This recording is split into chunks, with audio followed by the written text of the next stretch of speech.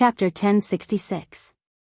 Actually, there's another important reason why I was able to stay alive. It's because Night made too much noise and attracted the attention of the Dragon Tribe and the Phoenix Tribe. The people of the 6 tribes didn't do anything to her because they were afraid of her. They even gave her the title of God of the Underworld. But it's impossible for her to be treated well. Not only did she not get a territory, she didn't even get a place to live. Granny Yen turned around and pointed at the grave on the other side. Although my old man has been conferred the title of Moon God, he's actually not well received in the tribe. Ming was randomly assigned to stay here with me and my wife, and he'll suffer the disdain of others together with us. Yu Qianqiu was surprised and said, "You are also from the 6 tribes of the realm of gods?" "Yes. We are the descendants of the ancient god of light." When Granny Yen said this, a sarcastic expression flashed across her face. It seemed that she didn't want to have too much to do with that tribe. She changed the topic and continued, "After dark came here, we were all ignored and looked down upon. Maybe it's because we share the same fate, we got along very well. After that, Dark lived in seclusion and almost didn't show up in the outside world. She used a meditation method to transform the dead fetus in her belly into a ghost fetus and continued to be pregnant. Although the fetus grew up very slowly, it was indeed a kind of magical technique. The 3 looked at each other and didn't expect such a magical thing. Needless to say, they knew that the ghost fetus in Dark's belly was Taishu Xian, the current underworld saintess. This must be the strange birth of Taishu Xian, who was born with the underworld body that Granny Yen mentioned before. Time flies. In the blink of an eye, 1,000 years have passed. Little Xian, who was born with the underworld body, was finally born. It was a happy event in the Cold Moon Palace. However, the birth of Xian Lass seemed to herald the arrival of a bloody storm in the god realm. When Xian Lass was just able to walk, Ming, who had never left the Moon Palace, took Xian Lass out of the Moon Palace for the first time for her daughter's sake. She wanted to let Xian Lass experience the outside world. At that time, I accompanied her. However, as soon as I went out, I got into big trouble because of Dark's beauty. In a beautiful place, Ming saw that there were few people around, so she removed the veil that covered her face so that it would be easier for her to play with her daughter. Who knew that she would bump into the descendant of the ancient light god, Qingyang, passing by with a group of people? When Qingyang first saw Ming's appearance, he was stunned. He actually said that he wanted Ming to be his concubine. We obviously wouldn't agree. We also knew that we weren't their match, so we could only run for our lives. Just as we were being chased by them to the point where we had nowhere to run, we suddenly saw a murderous aura in the distant sky. Black demonic clouds blotted out the sky and covered the earth as they surged over. Such a powerful aura stunned us and our pursuers. We even thought that an ancient god was passing by. Only Ming stared at the sky and gnashed his teeth as he said, "He's here." At first, I didn't understand what she meant. I saw a man standing in the demonic clouds in the sky. His entire body was covered by a black waistcoat. A fierce and austere aura surged out from his body and filled the heaven and earth. It made people shudder. One of his hands reached out from the waistcoat, and there was a black crystal ball in his palm. He looked down coldly and said, "Ming, I felt your fear, so I came out of seclusion in advance. Tell me, who made you so afraid?" Granny Yan's eyes were confused. She sank into endless memories.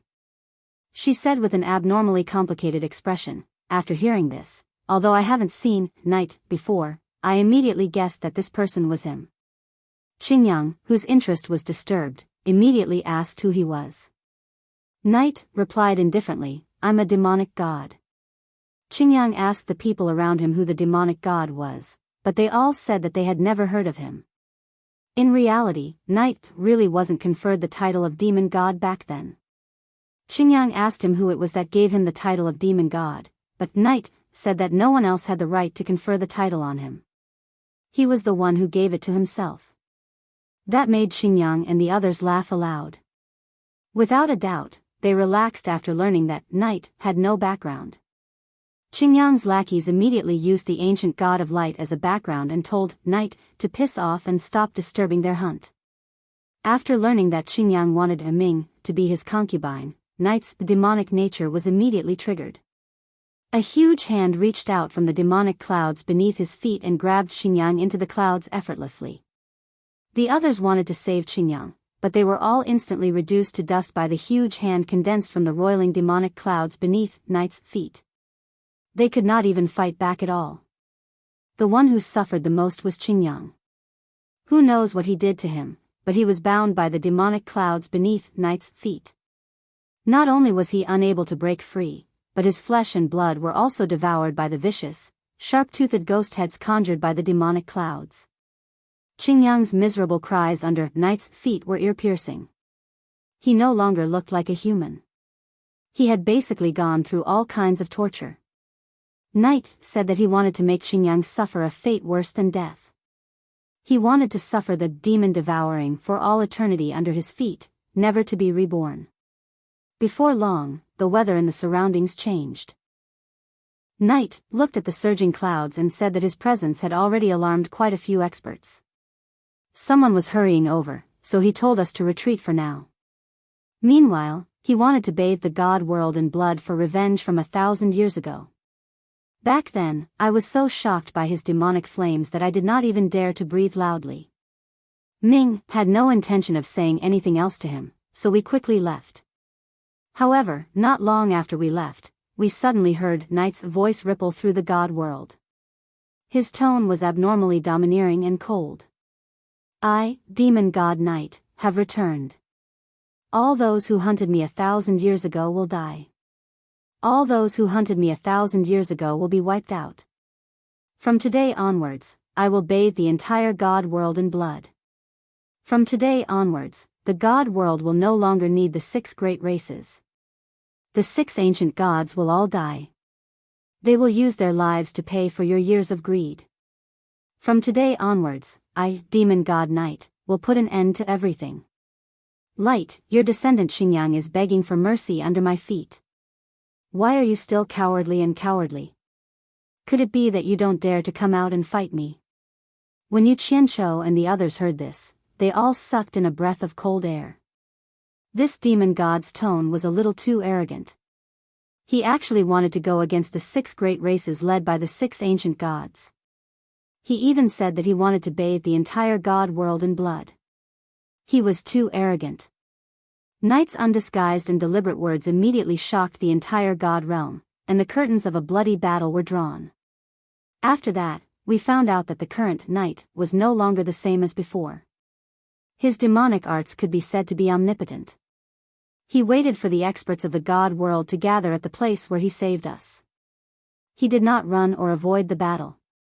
In that battle, he slaughtered hundreds of thousands of people from the 6 clans. Their corpses piled up like a mountain.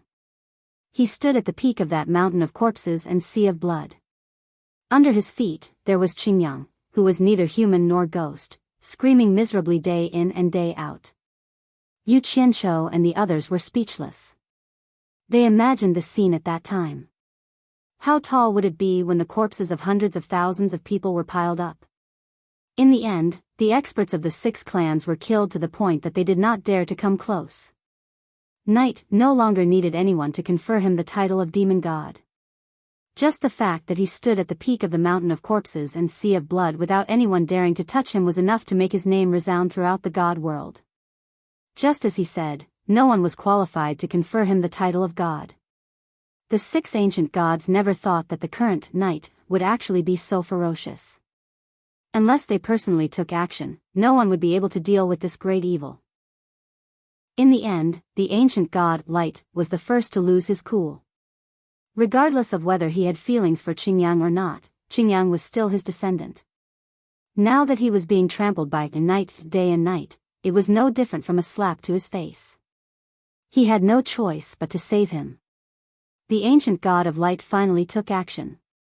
Originally, everyone thought that Night was dead for sure this time, but in the end, everyone's jaws dropped.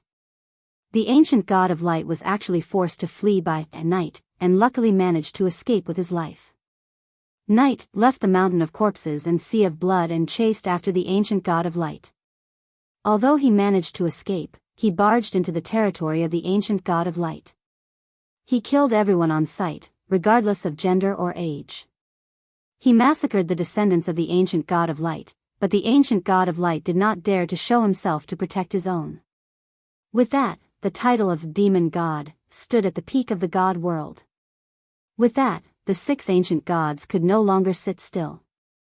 They all regretted provoking this great evil. If the demon god only dealt with the Light Clan, the others might have been intimidated by the demon god's methods and ignored him. However, the demon god had already spread the word that he wanted to deal with everyone in the 6 ancient gods. He wanted to massacre them all.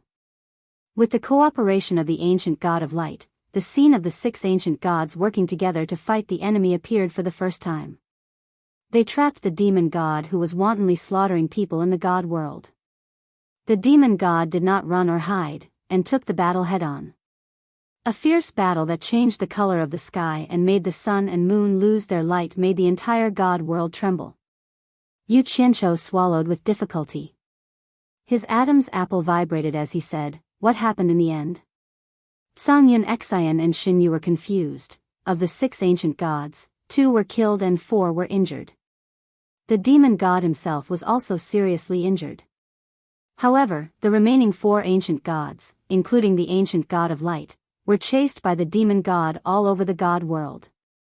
It seemed like the demon god would not stop until he killed them. Wherever he went, he would kill anyone he saw. His ferocity was simply hair-raising. In the end, the 4 ancient gods who could no longer fight were forced to flee into the territories of the coiling dragon god and the phoenix god respectively to seek help. I don't know if the 2 ancient gods who never participated in any battles helped them. However, after the demon god chased them into the territories of the 2 ancient gods, no one knew what was happening inside. When the demon god came out again, the 4 ancient gods also came out with their tails between their legs. The 5 of them went their separate ways and seemed to have resolved the battle between them. Therefore, some people guessed that the coiling dragon god and the phoenix god joined forces with the 4 ancient gods to suppress the demon god. Others said that it was the mysterious Tao, who resolved the battle between the 5 of them. However, none of the people involved were willing to mention this matter.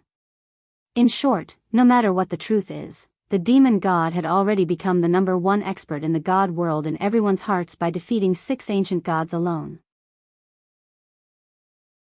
Chapter 1067.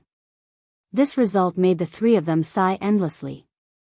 Yu Qianqiu even felt his scalp go numb. He couldn't help but think of the pair of cold and ruthless eyes he saw in the sky above the Lingfang Valley. When he thought that Yan Zhuixing had such a powerful person behind him, he immediately felt extremely pressured. He didn't know whether it would be a blessing or a disaster in the end. How did it end up like this? Yu Qianqiu pointed at the graves on both sides, especially the grave of the moon god, and asked, "I can understand that Tai Shuzheng died a long time ago. Could it be that the moon god also participated in the battle against the demon god?" A miserable look flashed across Grandma Yan's face. She shook her head and said, "After the demon god defeated the 6 ancient gods, he came to the moon palace to look for Dark. When he heard the babbling Xian girl calling Dark mother, his expression changed drastically. He didn't expect that Dark could make a dead fetus become a ghost fetus. He thought that it was a child that Dark had with another man. So he immediately questioned Dark, whose child was it? In order to anger him, Dark admitted that it was a child that she had with another man. Of course, she was also afraid that he wouldn't let go of the child after hearing that it was Zheng's daughter. The demon god knight was so angry that he laughed. He angrily scolded Dark for being shameless and Zheng dying for her. Then he asked which man's bastard child was it. Seeing that Dark didn't answer, his eyes immediately locked on the man standing beside her, who was my husband, the moon god. He thought that my husband was the man who had an affair with Dark. In a rage, he attacked. Just think, how could my husband be a match for him? He died in his hands unjustly. Even if we wanted to save him, we couldn't do it in time. Until the demon god knight also wanted to kill Xian girl, Dark had no choice but to tell him about Xian girl's identity. If he wanted to kill them, he should kill them both. I don't know why, but after the demon god knight knew that Xian girl was Zhang's daughter, he didn't kill her. He just glanced at Xian girl a few more times before leaving. After that, Dark kept apologizing to me and kept apologizing. Then, the Phoenix clan sent a decree saying that the mausoleum of the god of sin, where only gods were buried, would be opened. Those who died in this disaster could be buried in the mausoleum of the god of sin. When I was disheartened and prepared to stay with my man in the mausoleum of the god of sin forever, Dark came to me with Xian. She entrusted Xian and Taishu Zhang's bodies to me and asked me to bring them to the mausoleum of the god of sin together. She said that she would give her man and my man an explanation. To be honest, I hated her at that time. After all, my man died because of her. After I accepted Xian and Taishu Zhang's corpses, I secretly followed her to see how she was going to explain to her man and my man. In the end, I saw her self-destruct in front of the demon god knight, intending to perish together with the demon god. That earth-shattering bang completely woke me up from my hatred. However, the demon god knight's demonic power was too strong. Dark self-destruction did not cause any damage to him. After the smoke dissipated, the demon god knight knelt at the place where Dark had self-destructed with a dispirited look. He was bleeding from his 7 apertures and howling endlessly. It was almost unbearable to look at. I wanted to wait for the demon god knight to leave, then take Xian to the place where her mother died for the last time. Then, would take her away to the mausoleum of the god of sin and never come back. Unexpectedly, the demon god knight knelt there and howled for more than 3 days and 3 nights. I didn't dare to stay any longer. I was afraid that he would cause trouble for Xian when he woke up, so I took her to the mausoleum of the god of sin. It was not until the mausoleum of the god of sin was sealed again that I felt relieved. Then, for so many years, I have been guarding the mausoleum with Xian. Who would have thought that Xian would keep asking me about her parents after she grew up? I wanted to hide it from her for the rest of her life. But one time, after she kept asking me, I thought that she would not be able to leave this place anyway, so I told her everything. However, not even in my wildest dreams could I have imagined that she would predict that there would come a time when the barrier of heavens would be lenient. After that, she left behind a jade archive, saying that she wanted to avenge her parents. Then, she quietly left. I still regret this to this day. After listening to this dispute involving the high and mighty gods, the 3 of them fell silent. Who could say who was right and who was wrong? Even though the demon god was infamous for killing countless innocent people, who could say that he was the only one at fault? Time flew by like a fleeting cloud. The countless joys and sorrows brought about by the dispute between the gods might just be the beginning of a never-ending process. Granny, you don't need to feel guilty. Now, Tai Shu Xian is living a good life in the netherworld. She wants to seek revenge on the demon god. To put it bluntly, I'm afraid that she doesn't even have the chance to come into contact with the demon god. How can she seek revenge? Yu Qianqiu sighed and comforted her. Knowing that these grudges would not affect Bai Suzhen's cultivation of the Myriad Demon's Heart Sutra, he felt a lot more at ease. After listening to these grudges that involved the heavenly realm, he also felt that there was no meaning in fighting and killing. But this was a cultivation path that could never be turned back once one set foot in it. If one did not actively prepare for it, one might suffer unbearable pain in the future. One could only continue on this path, there was no way to avoid it. I hope so. But the world is full of misfortunes, and no one can be certain. Grandma Yen looked at Yu Qianqiu with a gentle gaze and smiled faintly. I have told you everything that needs to be said. Since you and Xian are close friends, then do me a favor. Help me persuade her to come back after you leave this place. What a joke. She is the underworld saintess. How am I qualified to persuade her? I'm afraid it will be difficult for me to even see her. Yu Qianqiu coughed awkwardly and said, Grandma. In my opinion, let's just let nature take its course. If she wants to come back, she will naturally come back. If she doesn't want to come back, even if you catch her and bring her back, As he spoke, he looked at Jiu Yu and continued, unless you keep an eye on her all the time, she will still find a way to get out. Jiu Yu looked at Grandma Yen with trepidation after hearing his words. He could enter and exit the barrier of heavens at will. If Grandma Yen used him to find Taishu Xian, would she kill him to stop Taishu Xian from leaving this place again? After pondering for a while, Grandma Yen nodded slightly and said, "You are right. Maybe when she is really tired outside, she will naturally come back. Otherwise, if her heart is outside, even if I forcibly catch her back, it will be no different from torture to her. A person who cannot calm down will not be able to stay here forever." Yu Qianqiu heaved a sigh of relief and cupped his hands at her. "Don't worry, Grandma. If I see her, I will definitely tell her that you miss her very much." He was about to bid farewell. Grandma Yen smiled and nodded. "Okay. I won't see you off. I hope you can find the person you are looking for. Goodbye." Yu Qianqiu bowed and flashed to the flying shuttle. Grey Cloud Xian and Jiu Yu also bowed and bid farewell. Then, under Grandma Yan's nod and smile, the flying shuttle flew away. The flying shuttle traveled southward under the bright moonlight. From time to time, the gazes of the three people swept across the vast land where the gods were buried. They were all silent. Their minds could not help but return to the grudges of the gods that Grandma Yen had told them. For a moment, they felt so small. After a long time, Yu Qianqiu suddenly asked, "Jiu Yu, do you know where that old Meng is?" "I don't know." Jiu Yu shook his head and continued to explain, "However, most of the tombs here are buried in the center of the cemetery. There are very few people like Granny Yen who have their tombs buried close to the celestial boundary formation. If I see a tomb along the way to the south, it should be the tomb of old Meng." "Damn it. Why didn't you say so earlier? If I knew you didn't know, I would have asked Grandma Yen."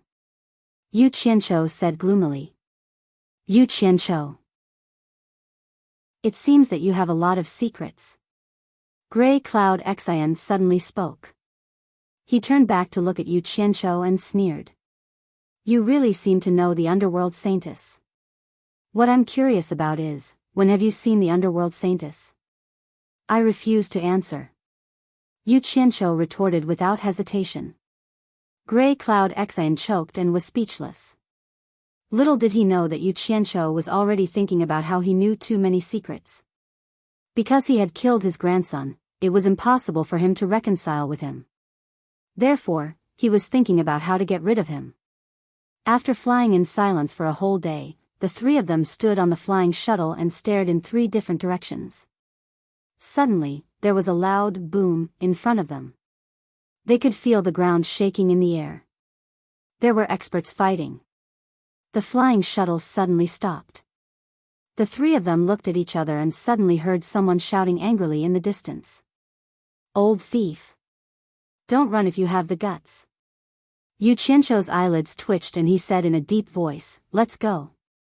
Let's go and take a look." The other two also vaguely guessed something. Grey Cloud Xian hesitated for a while, but he still drove the flying shuttle in the direction of the battle. Not long after, the three of them saw that under the silvery moonlight, there were huge potholes everywhere. In front of them, there was a hill that was miraculously preserved. They could vaguely see a tomb that was exactly the same as the one they saw at Grandma Yan's. At the top of the hill, there was a stone house built on the slope. Although it was simple, it was slightly more majestic than Grandma Yan's stone house. Apart from the hill, the surrounding areas had indeed been destroyed to the point of being unrecognizable. Grey Cloud Xian drove the flying shuttle and maintained a distance, not daring to approach. What a joke. They did not know this person. Moreover, the angry shout just now was filled with sparks of gunpowder. The other party was so angry, how could they trespass on his territory? "May I ask if this is Senior Meng's residence?" Yu Qianqiu shouted in the direction of the hill. In the end, there was no response even after shouting a few times. The three of them looked at each other and reckoned that the person should have left. Perhaps, he went to chase after someone. At this moment, a stream of light appeared in front of them in the blink of an eye. The speed was so fast that it gave the three of them a fright. A gray-robed old man with his hair tied up in a slanted bun appeared. He looked at the three of them angrily and asked with a choking voice, "Who are you? Why did you trespass here?" Chapter 1068. Seeing that the other party's hair was crooked from anger, the three of them looked at each other. They were almost certain that this was Old Man Meng, who was annoyed by the harassment. Yu Qianqiu cupped his hands and said, "May I ask if you are Senior Meng?" Seeing that the other party actually knew who he was, the old man's angry expression eased a little, and he said in a deep voice, "That's me." "What's the matter?" Yu Qianqiu's eyes lit up, and he chuckled and said, "We were introduced by Grandma Yen from the north. We heard that Senior Meng encountered some trouble, so Grandma Yen asked us to come and see if there's anything we can help with." "Grandma Yen introduced you?" Old Man Meng was stunned, and he immediately checked the cultivation of the three of them. As a result, the corner of his mouth curled up into a disdainful sneer, as if to say, how could the three of them be of any help with their cultivation? He took out a jade talisman, and after entering a spell into it, he crushed the jade talisman into powder. The three of them understood that the other party was obviously doubting the authenticity of their identity, and he might even be verifying it with Grandma Yen. The three of them could not help but feel lucky that they had a good relationship with Grandma Yen, and it should not ruin their business. After a while, Old Man Meng looked at the three of them and nodded slightly, "All right. I'm annoyed by that old thief. The three of you can act as hidden sentries at the edge of the all heavens boundary. When you see him, immediately send me a message, lest I lose sight of him." As he spoke, he took out another 3 jade talismans and flicked them into the hands of the three of them. "Sure." Yu Qianqiu put away the jade talismans generously, and then asked with a trace of suspicion, "I heard from Grandma Yen that person wants to rob the tomb of the god of sin guarded by Senior. May I ask Senior, why does he want to rob the tomb? Could it be that there are some treasures hidden in the tomb?" At the mention of this, Old Man Meng's face suddenly collapsed, and he said with a hideous expression, "I've met a madman. At first, I thought he wanted to rob the tomb, but later on, I understood that he was using me to practice and improve his cultivation. Every time I chased him away, I found that his cultivation had increased a little when I fought him again. The speed at which his cultivation increased was monstrous. If this continues, I'll sooner or later be defeated by him. I must seize the opportunity to eliminate him before he becomes powerful, otherwise, I'll definitely be humiliated one day. It's truly infuriating." Sigh. It was like Old Man Bai's style. Yu Qianqiu's face twitched. He smiled awkwardly and said, "Since Senior knows the reason, why did you still fight with him? If you don't fight with him, he won't have the chance to improve his cultivation. You think I want to fight him? If I liked fighting and killing, would I have come to the mausoleum of the god of sin to guard the tomb? The key is that if I don't fight with him, that madman will really dig up the tomb. Even if I can watch him dig up the tomb and not do anything, if you don't fight with him, he'll take the initiative to attack you. Am I supposed to just stand there and let him beat me?" Old Man Meng roared like a madman. Even though he was a few meters away, his spittle was almost splattered all over the faces of the three of them. The bun on the back of his head swayed back and forth in anger. It seemed like he was about to break down from the torture. After spitting, he seemed to have realized that there was no need to lose his temper with the three of them. He waved his hand and pointed in the direction of the all heavens boundary, saying, "The three of you, split up and guard the edge of the all heavens boundary. Once you find that green-robed old thief, immediately send a message to me." "Okay. We'll go now." Yu Qianqiu called out to his companions, and Sung In Xian immediately flew in the direction of the all heavens boundary on the flying shuttle. The huge moon hung high in the sky, and the bright moonlight shone on the earth as tranquil as water. After getting away from Old Man Meng, Sung In Xian couldn't help but ask, "Yu Qianqiu, why are you looking for that person? Could it be that you really want to help Old Man Meng take care of that person? You have to think this through. Even with Old Man Meng's cultivation, he's a headache. He's not someone we can afford to provoke." Shen Yu nodded in agreement. "What a joke. We're looking for him, not provoking him. Yu Qianqiu snickered. Finding Old Man Meng first was just to confirm how to find that person. Now that we have a way, we'll leave this place immediately after we find that person. We won't meet Old Man Meng again, so there's no need to worry too much. But I still have to stay here in the future. Shin Yu mumbled weakly. However, he had no human rights, and no one responded to his words. He looked miserable. Yu Qianqiu, who was standing silently on the flying shuttle, would look at the surroundings from time to time. He often wondered what was so strange about the mausoleum of the god of sin that could block his ability to sense the silver balls that Bai Changchun carried in Utopia.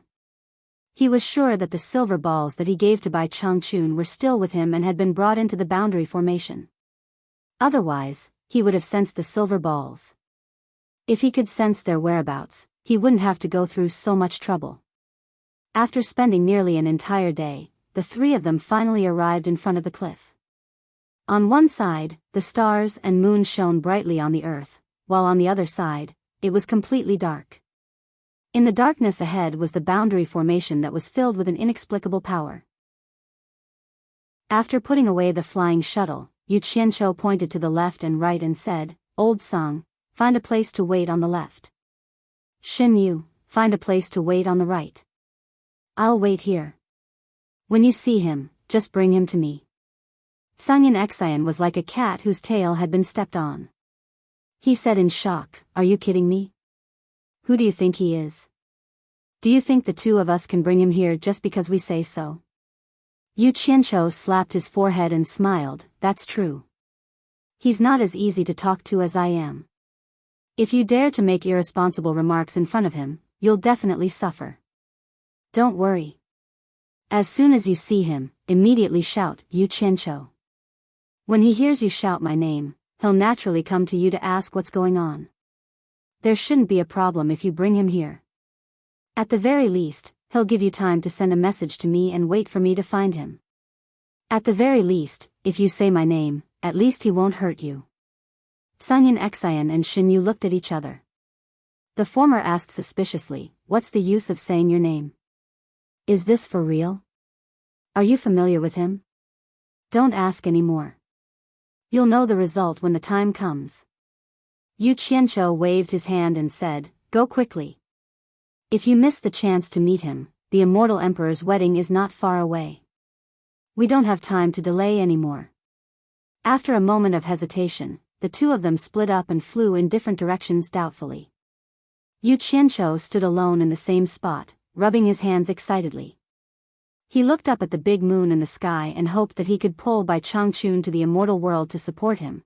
3 days passed by unwittingly in the midst of waiting. In a desolate stone forest, Shin Yu carefully hid in it and silently observed his surroundings. Suddenly, he saw the air in the all-heavens boundary ripple like water in front of him. A thin old man in a green robe broke through the rippling air and slid out of the all-heavens boundary like he was standing on the bow of a ship riding the wind and waves. The thin but spirited old man in a green robe floated under the stars and moon, his eyes shining brightly as he looked around. Shin Yu immediately guessed that this was the person Yu Qianqiu wanted him to find. However, when he saw this person, his heart couldn't help but tremble. This person's eyes were filled with an indomitable sharpness. That skinny yet sonorous aura made it seem as if this person could rip him apart with just his gaze. His intuition from many years of hiding told him that this person was very dangerous. Therefore, he threw Yu Qianqiu's instructions to the back of his mind and subconsciously wanted to hide first. His head shrank slightly and his body hunched, trying to hide behind the rugged stone pillar. As for what would happen next, he would think about it later. He didn't want to take any life-threatening risks. However, before half of his head could completely hide behind the stone pillar, his clothes lightly brushed against a protruding stone. One of his eyes, which had not hidden behind the stone pillar in time, immediately saw the other party suddenly staring at him. The divine gaze was like electricity piercing one's heart, and the substantial divine sense was like the autumn wind sweeping away the fallen leaves, cleanly and neatly sweeping through the terrain of the entire stone forest. Shin Yu was shocked. Without saying anything, he wanted to turn around and teleport away. However, just as he was about to turn around, the air around him suddenly froze and a strong pressure pressed down on him on the spot. He couldn't move at all. At this moment it was difficult to even move a single step with all his cultivation, let alone teleport away. He immediately panicked. It was only at this moment that he thought of using Yu Qianzhou's name to try and save his life. However, his lungs were already being squeezed to the point of bursting, let alone opening his mouth to speak. Even his right to explain had been taken away in an instant. The thin green-robed elder slowly descended from the sky in front of him. He looked him up and down and said indifferently, "Why are you sneaking around here and spying on me?" As soon as the elder asked this, Shen Yu immediately found that the strong pressure pressing down on his lungs had disappeared. Although he still couldn't move, at least he could breathe and speak. He didn't say anything to explain and panted as he said, "Yu Qianzhou. Yu Qianzhou. It was Yu Qianzhou who asked me to wait for you here." This thin green-robed elder was none other than Bai Changchun, who was injured by the emperor of the underworld and fled here. Hearing the other party say Yu Qianzhou's name as soon as he opened his mouth, even though he had always been calm, he couldn't help but be a little surprised. The other party had said Yu Qianzhou's name 3 times in a row, so he naturally didn't hear it wrong. But what he couldn't figure out was why Yu Qianzhou would arrange someone here to wait for him. Wasn't this disciple of his too powerful? He didn't know that Yu Qianzhou's magical power couldn't be connected to this place. After frowning and thinking for a while, he shook his hand in his sleeve and a small handful of silver balls appeared in his palm. He nodded slightly thoughtfully. He thought that Yu Qianzhou had found his whereabouts because of these silver balls, but he couldn't break into the powerful boundary formation of all heavens, so he arranged someone to wait for him here. Could it be that something had happened for him to be in such a hurry to find him? The moment Bai Changchun kept the silver balls in his hand, the strong pressure around him disappeared. Shen Yu immediately felt relaxed, and his whole body swayed as if he was drunk. Chapter 1069. It was not a good feeling to be almost crushed to the point of exploding, but to be completely relaxed in an instant. Ji Yu steadied himself and looked up at the other party. The other party asked, "Did Yu Qianzhou ask you to come?" Seeing that Yu Qianzhou's name could really save his life, Shen Yu didn't have any other thoughts. He nodded and said, "Yes, yes. He asked me to wait for you here. He said to say his name when I see you, so." Bai Changchun would not listen to him and interrupted, "He's here too? He's over there." Just as Ji Yu raised his hand and pointed, he saw a blur in front of him. His clothes tightened around his waist, and the wind whistled in his ears. He was dragged away by the other party. Yu Qianzhou, who had been staring in the direction of the all-heavens boundary for the past few days, suddenly turned his head to the right and saw a green light whistling over. When it approached, it threw out a black shadow, which immediately scared him. Bang! Shen Yu cried out in pain and struggled to get up from the ground. Then, Bai Changchun appeared in front of him and looked at him from head to toe. Yu Qianzhou looked at Shen Yu in a daze. He didn't know how he had offended Bai Changchun, causing him to make such an entrance. However, he didn't have time to think about it. He bowed to Bai Changchun and said, "Disciple greets master." "Master?" Ji Yu, who had just gotten up, was stunned. He looked at the two in surprise. So he was his master. No wonder he said his name would be useful. Bai Changchun nodded and frowned. "Why are you here?" "I heard that master was injured by Emperor of the Underworld Bai Qi and escaped here. So, I wanted to see how master's injuries were. However, this place is very strange. So, I tried my best to find master." Yu Qianzhou briefly described what happened after he arrived in the immortal world and how he found this place. He used voice transmission because Ji Yu was present and some secrets were not convenient to be revealed. Naturally, Shen Yu could tell that the two of them were avoiding him through voice transmission. He didn't dare to have any opinions, so he obediently stood by the side and didn't say a word.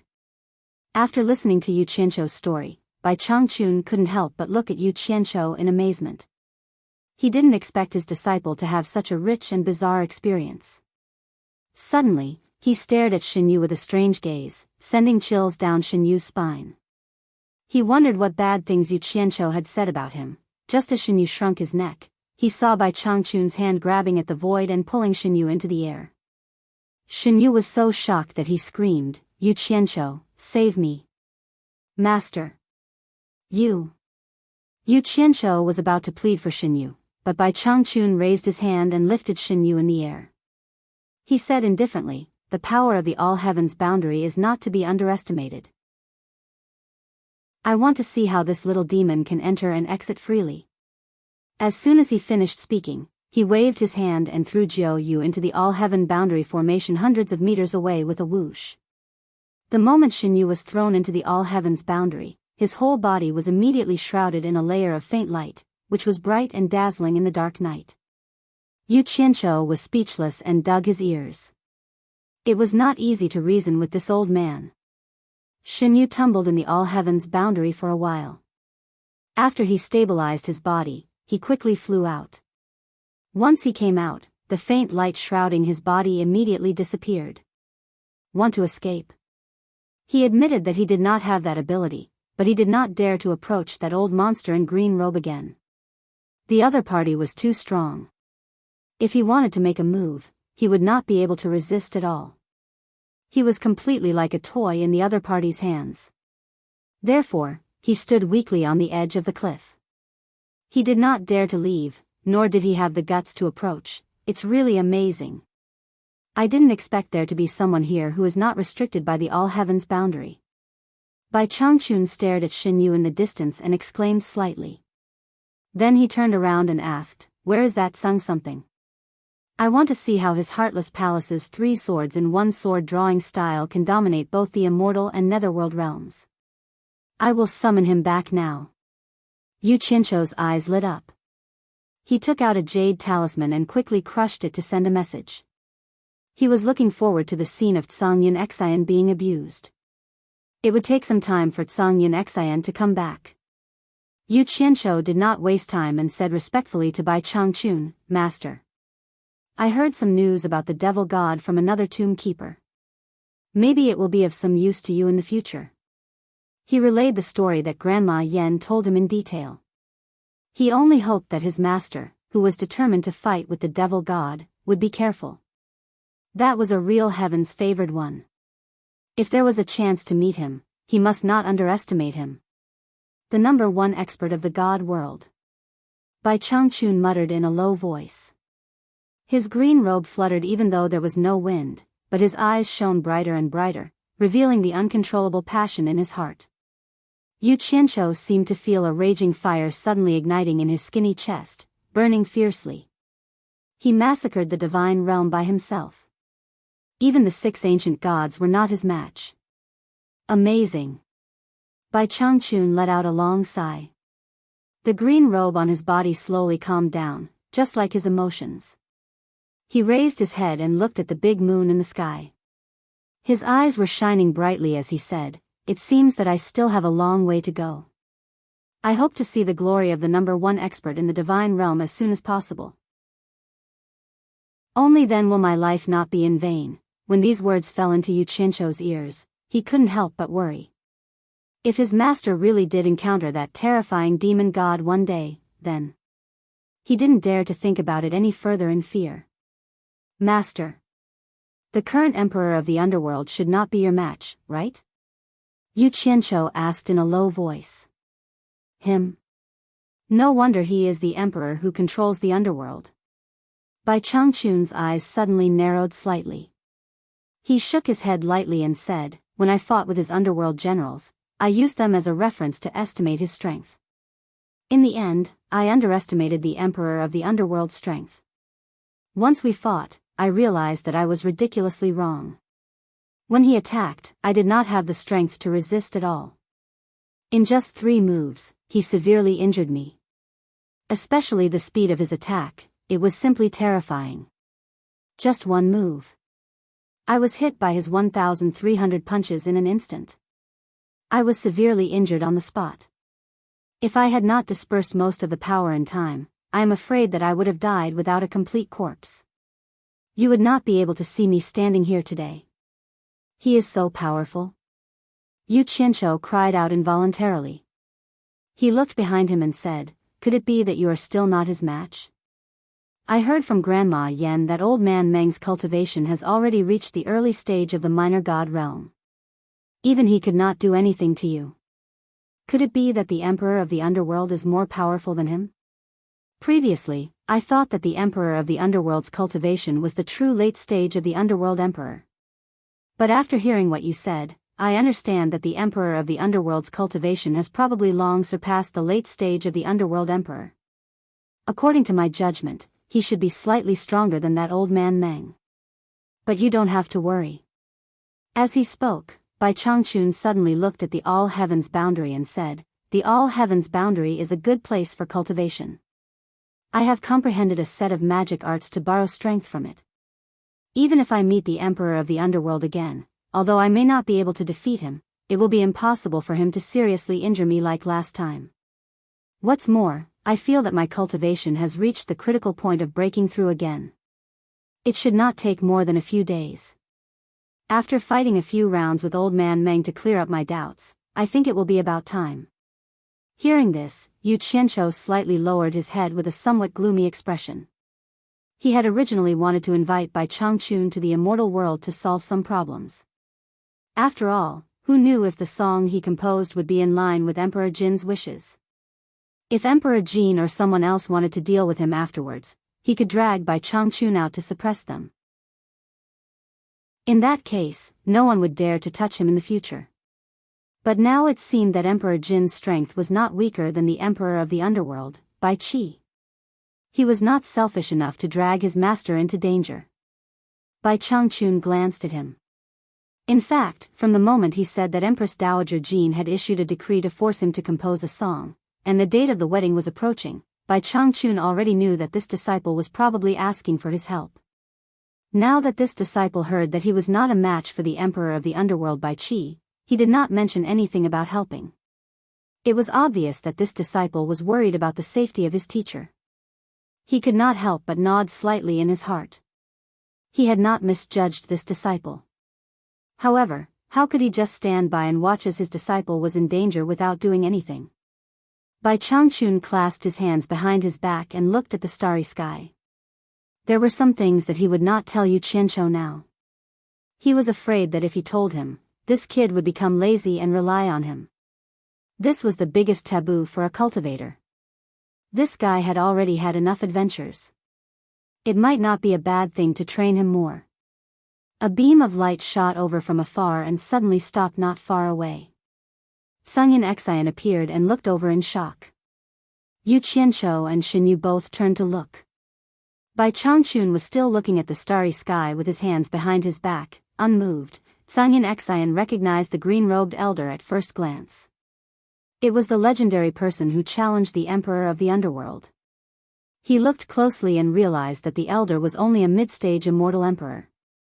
He relaxed a little and flashed to Yu Qianzhou's side. He cupped his hands at Bai Changchun and said, "You must be the expert who broke into the Underworld Royal Palace, fought the 4 generals of the Underworld, and challenged the Emperor of the Underworld? I am the Great Minister of the Heartless Palace, Tsungyin Xian. Greetings." Bai Changchun tilted his head and looked at him. Then, he continued to look at the stars expressionlessly. Tsungyin Xian's expression was a little awkward. The other party did not seem to care about him at all. Although he was a little unhappy, a person's reputation was like the shadow of a tree. The other party could fight the 4 generals of the Underworld alone, escape from the hands of the Emperor of the Underworld, and play around with the little god old man Meng.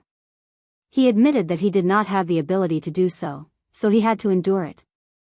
Yu Qianzhou, who was a little dispirited, immediately became energetic when he saw this. He rubbed his hands and smiled as he introduced Tsungyin Xian. "Old song. To tell you the truth, this is my master. This is also the reason why I insisted on coming here." Chapter 1070. He's your master? Tsungyin Xian was shocked. He looked at the two of them in disbelief and said, "If he's from the human world, then wouldn't you?" Before Yu Qianzhou could say anything, Bai Changchun had already interrupted him with a cold snort. "What's the point of someone who's about to die knowing so much?" Tsungyin Xian's pupils suddenly shrank. His right hand was already on the storage bracelet on his left wrist. He stared at Yu Qianqiu and said sternly, "Yu Qianqiu. What's the meaning of this?" He. That. Yu Qianqiu looked at Bai Changchun with an embarrassed smile. He did not know if Bai Changchun had the confidence to kill Tsang Yin Xian. After all, he had personally witnessed Tsang Yin Xian's 3 swords in 1 sword drawing style. It was simply too powerful. Bai Changchun slowly turned around and glanced at Yu Qianqiu. He said, "You killed his grandson. There's already a death grudge between you and him. Leaving him alive will be a disaster. Master will help you get rid of this disaster today." How embarrassing. Yu Qianqiu rubbed his hands together in embarrassment. He did not expect the old man's temper to be so straightforward. He had not even asked for help, and the old man was already going to make a move. Tsang Yin Xian immediately felt a great sense of danger. In a situation where he had no confidence in defeating his opponent, he knew that he could not stay here for long. Just as he was about to quickly escape, he suddenly felt a huge pressure pressing down on him from all directions. His expression immediately changed. "Hi." Tsang Yin Xian exhaled. His steps were as heavy as a mountain. Each step left a deep footprint on the ground. Dong, dong, dong. The ground shook as he retreated with great difficulty. The closer he got to the other party, the more dangerous it felt. He had thought that it would not be easy for the other party to suppress him. However, when he saw the other party standing with his hands behind his back, he immediately panicked. The other party really did have the strength to kill him easily. He immediately spat angrily, "Bai Changchun. I have no grievances with you. Don't go too far. Let me see your 3 swords in 1 sword drawing style." Bai Changchun's gaze fell on his hands that were about to pull out the sword, and he gave an irrelevant answer, "Don't think about luck. If you don't pull out your sword now, you won't have another chance. Pull out your sword." At this point, Yu Qianqiu, who was behind Bai Changchun, dodged to the side of the cliff with Xinyu. He was prepared to leave if anything went wrong. Tsang Yin Xian knew that there was no turning back now, so he shouted in shock and anger, "Sword drawing style." With a wave of his hand, a dazzling bright light instantly shot out from his sleeve. The light instantly illuminated the world, and the startling light effortlessly broke through the huge pressure around him. Like a delicate heavenly dragon, the incomparably domineering light swept out with a whistling sound, as if it wanted to break the world apart. Almost at the same time, the green robe that was about to be engulfed by the shocking light seemed to be blown by a breeze. As it swayed, the brilliance of the stars and the moon in the night sky seemed to freeze, like a huge disk blocking in front of the skinny body. Shen Yu, who was about to flash into the boundary barrier, and Yu Qianqiu, who was about to flash into utopia, were stunned at the same time. This was because they had both seen the domineering power of Tsang Yin Xian's 3 swords in 1 sword drawing style. It was a powerful force that felt unstoppable. However, at this moment, the dazzling light was blocked by the huge void disk that was like a tall mountain. The surrounding air seemed to have been sucked out by the huge disk in an instant. The two of them even felt that the breath in their lungs was forcefully sucked out by the disk, making them almost suffocate. The void disk stood between heaven and earth. It was abnormally grand and huge, and it rippled with a mysterious luster. It blocked the shocking light that seemed to be able to split the world apart. The two of them originally thought that there would be an earth-shattering sound when they collided, but the combination of hardness and softness resulted in silence. Bai Changchun, who was standing with his hands behind his back, raised one hand and stroked his beard. Suddenly, his eyes lit up, and his hands slid out from under his beard. He stretched out his hand toward the huge disk in front of him. The indomitable disk was immediately pushed forward by 3 feet and began to rotate slowly. It seemed to be rotating with great difficulty under the immense pressure. Humph. Bai Changchun suddenly let out a cold snort that sounded like a vajra subduing a demon. He raised his hand in a very natural manner and drew 2 fingers towards the sky towards the huge disk that was rotating with difficulty. A ray of light zigzagged across the huge disk, as if it was going to split the huge disk into 2 from the center. Immediately, light and shadow intertwined on the huge disk. In the blink of an eye, half of it turned white and the other half black, turning into two yin and yang fish chasing each other head to tail. The entire disk immediately rotated faster, stirring up the shocking light that was pressing against the huge disk. Although this exchange of blows seemed slow, it was actually completed in the time of a single breath. Tai Chi. Yu Qianqiu was stunned. He stared at the yin and yang fish that were chasing each other. The huge disk was exactly the same as the Tai Chi diagram he saw in his previous life, and it was displaying the mysterious power of the Tai Chi diagram. Shen Yu's mouth formed a circle, and his eyes widened. He never dreamed that Greycloud Xian's 3-in-1 sword drawing style would be blocked so silently. That was the 3-in-1 sword drawing style of the Heartless Palace that instantly destroyed half of Twilight City. However, what surprised him even more was yet to come. Return. Bai Changchun let out a sonorous chant. As his green robe fluttered, he pressed one of his palms towards the huge disk. The indomitable Tai Chi disk shrank rapidly, and the fierce light that followed it seemed to become a part of the Tai Chi disk, shrinking rapidly as well. In the blink of an eye, the shrunken Tai Chi disk merged with the shocking light and became the size of a wash basin. It absorbed and rotated in by Changchun's outstretched palm. Although the originally dazzling light had shrunk, it had become gentle. It was like a lantern covered with gauze, illuminating Bai Changchun's green robe particularly clearly.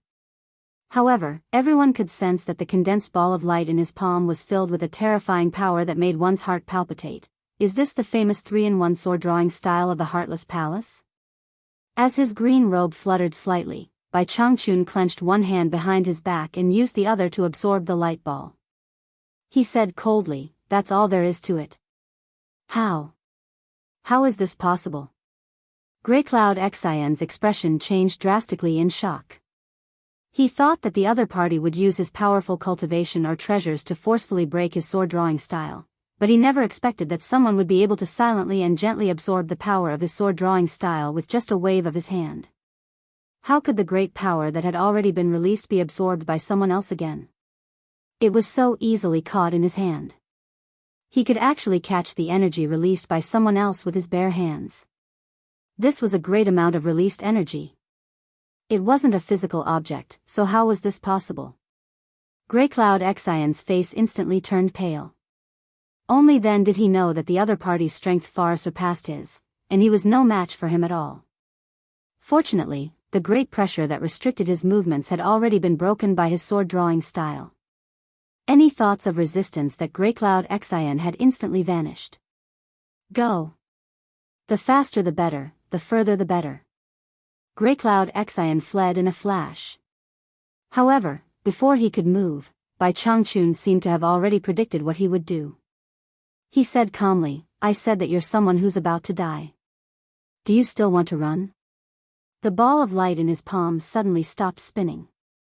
With this stop, the ball of light immediately showed signs of expanding and exploding. Bai Changchun's palm pierced through the expanding ball of light at an extremely fast speed.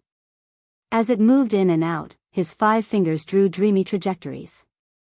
Almost instantly, countless dazzling light beams shot out from the ball of light like a violent storm. They shot out densely like a net, and the sharp sound of them tearing through the air rang out incessantly. Lost immortal finger. Yu Qianqiu mumbled with his mouth agape. This was the 3rd time he had seen his master use the lost immortal finger. He had never seen anyone survive this move.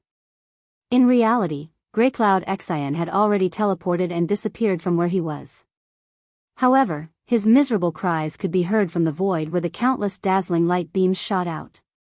The moment he appeared in the air, he was already riddled with holes by the countless dazzling light beams, and he was devoured in the blink of an eye. Following his miserable cries, his figure could no longer be seen. All that could be seen was a dense meteor shower shooting into the starry night sky. After the energy of the expanding ball of light was vented, Bai Changchun pulled out his palm and pressed down on it. The ball of light was sucked back into his palm and started spinning again. However, its size had shrunk by half. Shen Yu and Yu Qianqiu, who were still standing dumbfounded at the edge of the cliff, suddenly saw Bai Changchun flick his sleeve. The ball of light flew over their heads with a whoosh and entered the barrier of heavens behind them. The two silly birds turned around dumbfoundedly with their mouths wide open. They saw the ball of light distort the moment it entered the barrier of heavens. It was quickly torn apart by an invisible energy and silently disappeared without a trace. Such a powerful energy disappeared just like that. The two of them slowly turned around at the same time and looked at each other. They felt their throats go dry and they didn't know what to say. Finally, they looked in the direction that Grey Cloud Xian had escaped in. The scene of him being riddled with holes still appeared in their minds. Grey Cloud Xian's miserable cries seemed to still echo in their ears. Grey Cloud Xian, who was a middle-stage immortal emperor, was killed just like that? The two of them stole another glance at each other, as if they couldn't accept this reality. Shen Yu's expression was a little ugly. He didn't dare to look straight at Bai Changchun. Worry and hesitation appeared in his eyes. He didn't know if it would be his turn next. Even Grey Cloud Xian was killed so easily. He didn't think he had any chance of escaping. Old song. I'm sorry, I didn't expect him to make a move so quickly. I didn't even have the chance to say goodbye to you. Yu Qianshou withdrew his gaze from the sky and thought of the huge Tai Chi diagram from before. He flashed to Bai Changchun's side and asked with an embarrassed smile, "You really broadened my horizons just now. May I know the name of Master's move?" "I don't know. It doesn't have a name yet." The skinny figure shrouded in the green robe turned around. Bai Changchun put his hands behind his back again as if nothing had happened. He looked up at the darkness on the other side of the cliff and said, "This is a new power manipulation method that I comprehended in the barrier of heavens. One movement is divided into yin and yang. It's mysterious and profound. I still need to continue to comprehend and perfect it."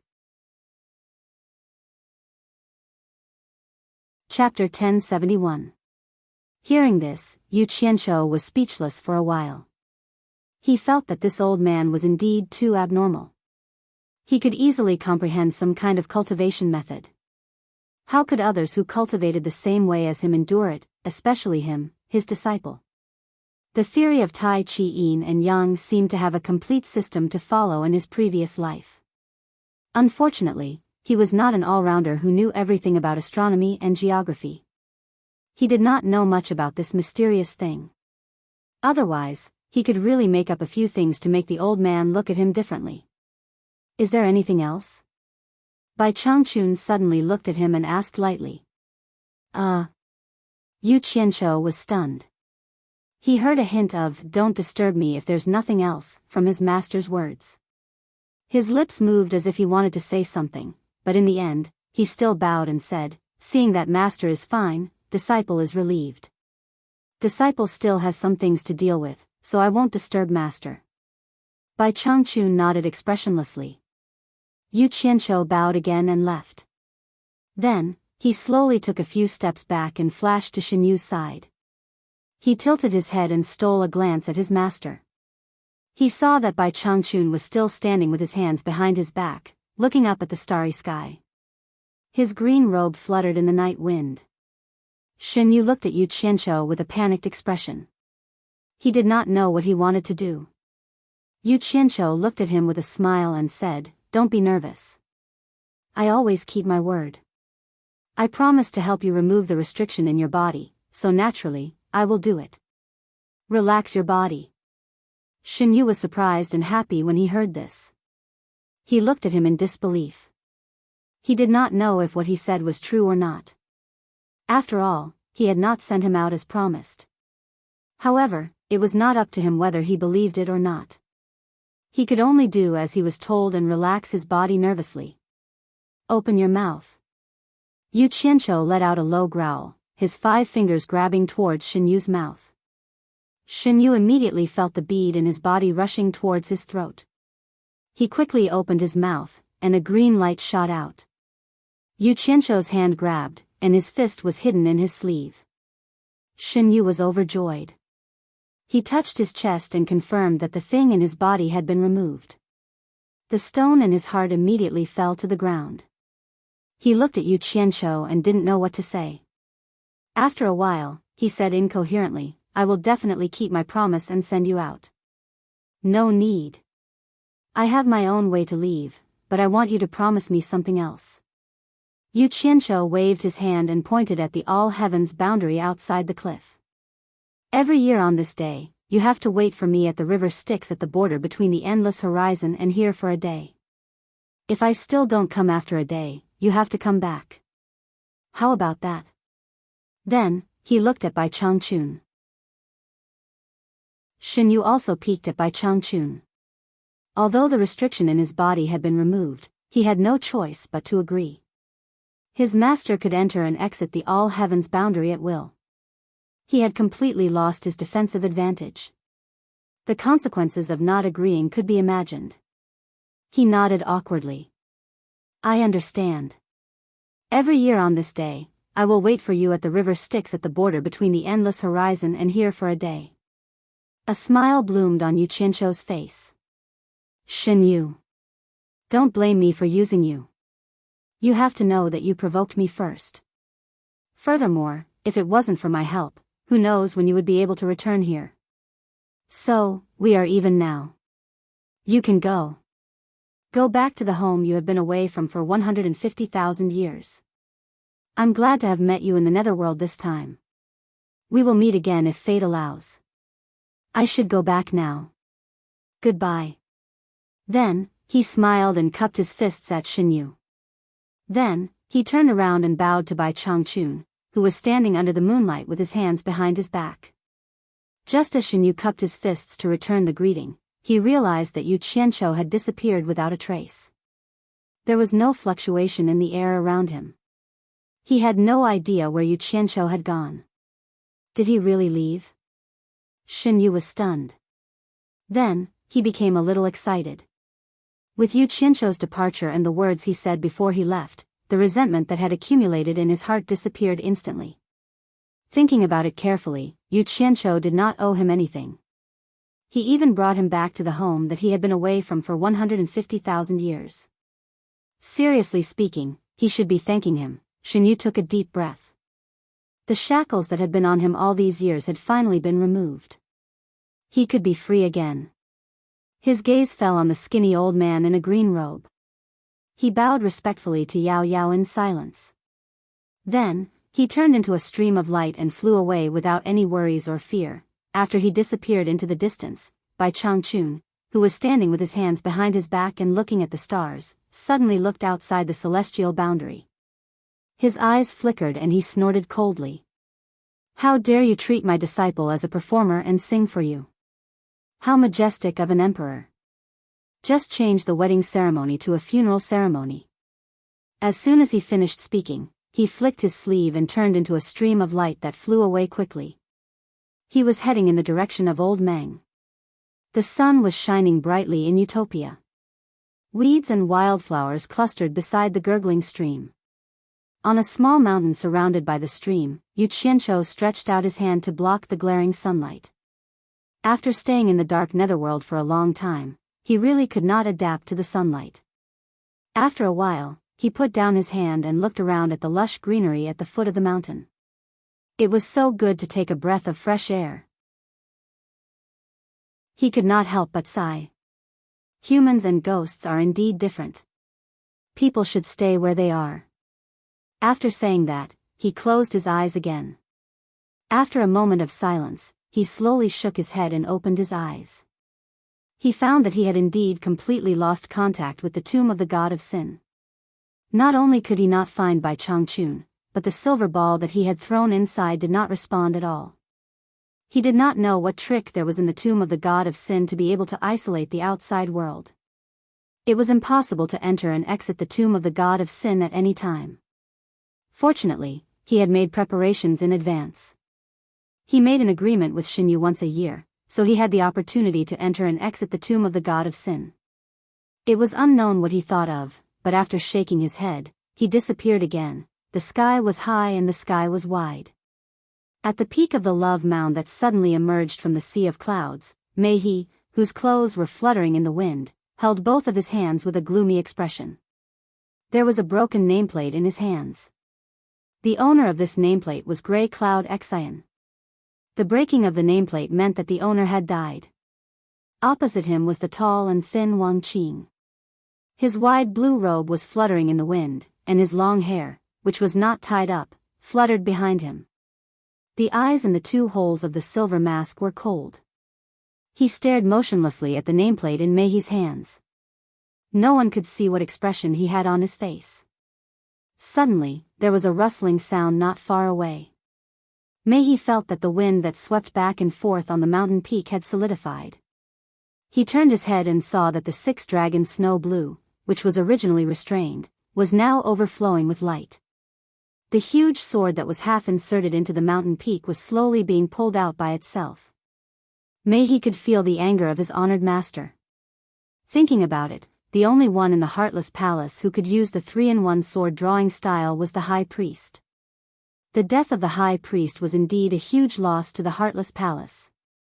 With a clang sound, the six-dragon snow blue returned to its original position.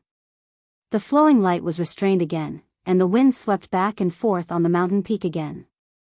Meihi raised his head slightly to look at his honored master, but he saw that his honored master had already turned around. He could only see his honored master's back. He said in an indifferent voice, "I will go down the mountain to attend Jintai's wedding ceremony in a few days. Before that, I don't want to be distracted. Release the news that your eldest senior brother has died. Take the opportunity to find out the cause of his death to deceive others. You will personally lead people to the Netherworld and take the core forces of the Heartless Palace away in batches. When you reach the Netherworld, there will naturally be people who will receive you." Ah. Meihi's waist straightened. He immediately felt that something was wrong. How was this investigating the cause of eldest senior brother's death? It was obviously secretly transferring the forces of the Heartless Palace to the Netherworld. Could it be, just as he was about to ask the reason, he saw Wang Qing raise his right hand slightly and stop him from asking any more questions. His indifferent voice continued to be ethereal. "If I am defeated by Jintai and can still survive, I will immediately go to the Netherworld to meet you. If I am lucky enough to win against Jintai, I will naturally call you back to regroup. If I die, the disciples of the Heartless Palace will be under your command. If you have the chance to take revenge for me in the future, then do it. If not, then forget it. Don't ask any more questions. There are some things that you will naturally know when the time comes. Go do what you have to do." Meihi's expression changed unpredictably. He paused for a moment before bowing and accepting the order, "Yes." Then, he turned into a stream of light and entered the undulating sea of clouds on the mountainside. In a hidden valley outside the hallucinatory immortal city, Yu Qianzhou's head suddenly popped out from a corner of the mountain wall. He looked left and right to make sure there was no one around before popping out. He originally wanted to teleport back to the World Chamber of Commerce, but he thought that he had stayed in the Netherworld for such a long time. If no one saw him return, it would raise suspicions. Some things had to be explained, such as Tsang Yinxin's death. Unexpectedly, just as he popped out of the mountain wall and tidied up his clothes, he suddenly smelled a special fragrance. It was a familiar feeling. He then wrinkled his nose and fanned his nostrils, sniffing around with a puzzled expression. Just as he walked out of the crevice in the mountain, he suddenly heard someone shouting in the air, "Over there." Yu Qianzhou looked up and saw 3 streams of light had already landed on the other side of the mountain slope. Although he couldn't see clearly what was happening over there, he heard a clear and melodious voice of a woman saying in a panic, "What are you trying to do?" Then, he heard a lewd laughter and an unusually familiar dialogue, "Little girl. I don't think you're a disciple of any famous sect based on your clothes. You're sneakily hiding here and there by yourself. Did you do something shameful?" Someone immediately answered with a lewd laugh, "That's right. Stop obediently and let us examine you properly." "I didn't. It was you who chased me, that's why I was hiding." The woman who spoke suddenly screamed, "Don't come over. Otherwise, my grandfather won't let you off." Chapter 1072. Damn it. Why are the ruffians in the immortal world so lousy? still stuck in the ancient times. Yu Qianqiu looked back in the direction of the hallucinatory immortal city, then looked in the direction of the lewd laughter. He couldn't help but pick his nose. Should he go back to do his own things, or fight for justice and eradicate evil? What if he encountered a tough guy and was beaten up by the ruffians? His nose flapped again as he sniffed the fragrance, faintly evoking memories. He remembered the origin of this fragrance. He clenched his teeth and sighed, but he still dodged. Once he landed on the hill, he immediately saw 3 men surrounding a green-clothed little girl. He didn't guess wrong, it was the little girl called Lu Qing, who followed an old man to sell things in the hallucinatory immortal city. Yu Qianqiu sized up the 3 men and found that he couldn't see through their cultivation. Their cultivation was clearly higher than his, and their clothes were also somewhat familiar. They seemed to be disciples of some large sect. He couldn't help but frown. As expected, those who dared to do this kind of thing in the open had a background. The moment he landed, the 3 men below also noticed the movement and looked up. When they saw that it was Yu Qianqiu, their expressions changed slightly. How could it be him? A person's reputation was like a tree's shadow. Who didn't know the world commerce's sect master, Yu Qianqiu? Moreover, these 3 people had seen Yu Qianqiu with their own eyes. Although Yu Qianqiu didn't know them, they knew that no matter how strong their background was, this person couldn't be provoked. At least for now, this person was carrying the immortal emperor's decree and could do whatever he wanted. The green-clothed little girl looked up, and her eyes immediately lit up as if she had met her savior. She shouted, "Yu Qianqiu, save me!" This girl's memory was really good. I forgot what your name was, but you still remembered my name. Yu Qianqiu's mouth twitched. He was too embarrassed to ignore it now. He raised his brows and stared at the 3 people below with a sneer. The 3 of you are really in a good mood. This Yu is interested to see what the 3 of you want to do. Continue, this Yu probably won't disturb you. What do you mean I probably won't disturb you? The trio's expressions changed again. One of them politely cupped his hands and said, "So it's sect leader Yu. We greet you." The other 2 hurriedly followed suit and bowed. The man then pointed to the green-clothed girl and said, "We saw her acting suspiciously and were just about to question her. Since Sect Master Yu is here, I believe she won't be able to cause any trouble. Let's hand her over to Sect Master Yu to handle." The other 2 nodded in agreement. They knew how to conduct themselves. They had the taste of letting you taste the soup of this little beauty first. Did he really think that all the men in the world were black? Don't you know what it means to be lecherous? Yu Qianqiu's face darkened immediately. He said in a low voice, "Bullsh *t. If you don't scram, I'll chop off your dog heads." The trio smiled flatteringly and immediately ran away with their tails between their legs. Yu Qianqiu looked at the 3 of them running away. He didn't fly into a rage and chase after them. Let's not talk about whether he could catch up to them or not. The key was that he didn't have the mood to fly into a rage. He reckoned that once he returned, the people from Heartless Palace would ask him why Greycloud Xian died. There was also the matter of the Immortal Palace that he had to deal with. How could he be in the mood to cause more trouble? Hearing movement, he turned around cautiously. The green-clothed girl had already flashed to the hillside. Her 10 fingers were rubbing the edge of her skirt as she looked at him from a distance. Her pure eyes were flickering, and it was as if they could speak. There seemed to be anticipation and fear in her eyes. The fragrance became more and more alluring. Yu Qianqiu took a deep breath and shook his head with a smile. "Little girl. Go home quickly. Don't run out alone in the future." After saying that, he turned around and was about to leave.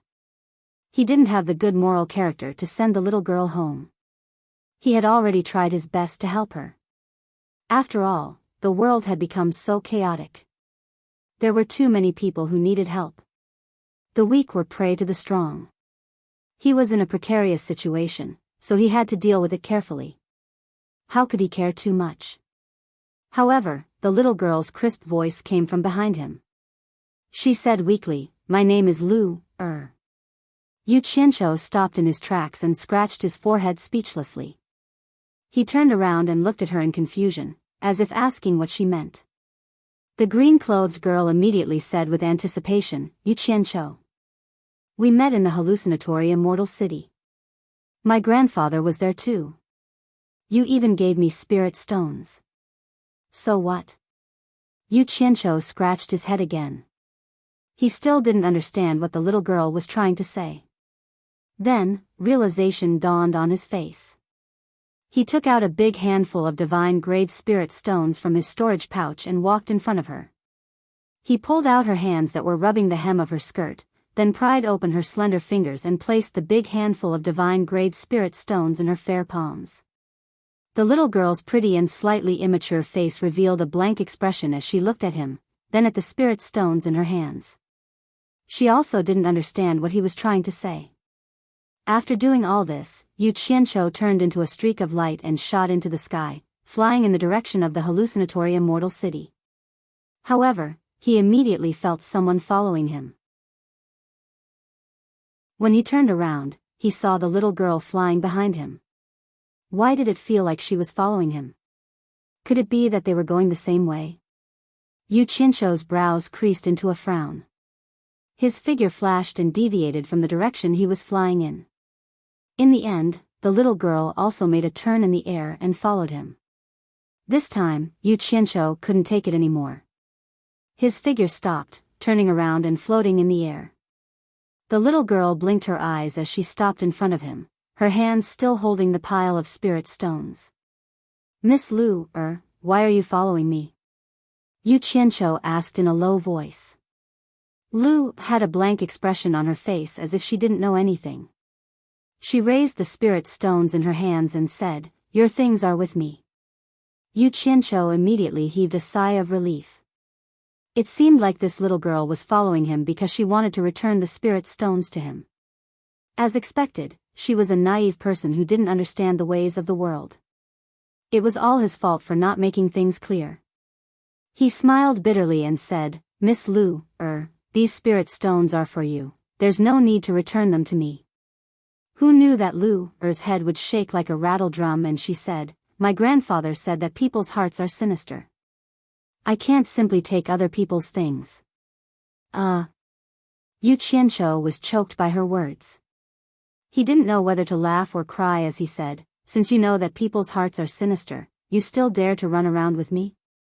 I'll give you the spirit stones. Quickly go home and don't follow me anymore. But you're a good person," Lu said very seriously. However, when she heard that the spirit stones were for her, she kept the things in her hands impolitely. These words were really ironic. Why don't I feel like I'm a good person? Yu Qianqiu scratched his nose in embarrassment and sized up the little girl again.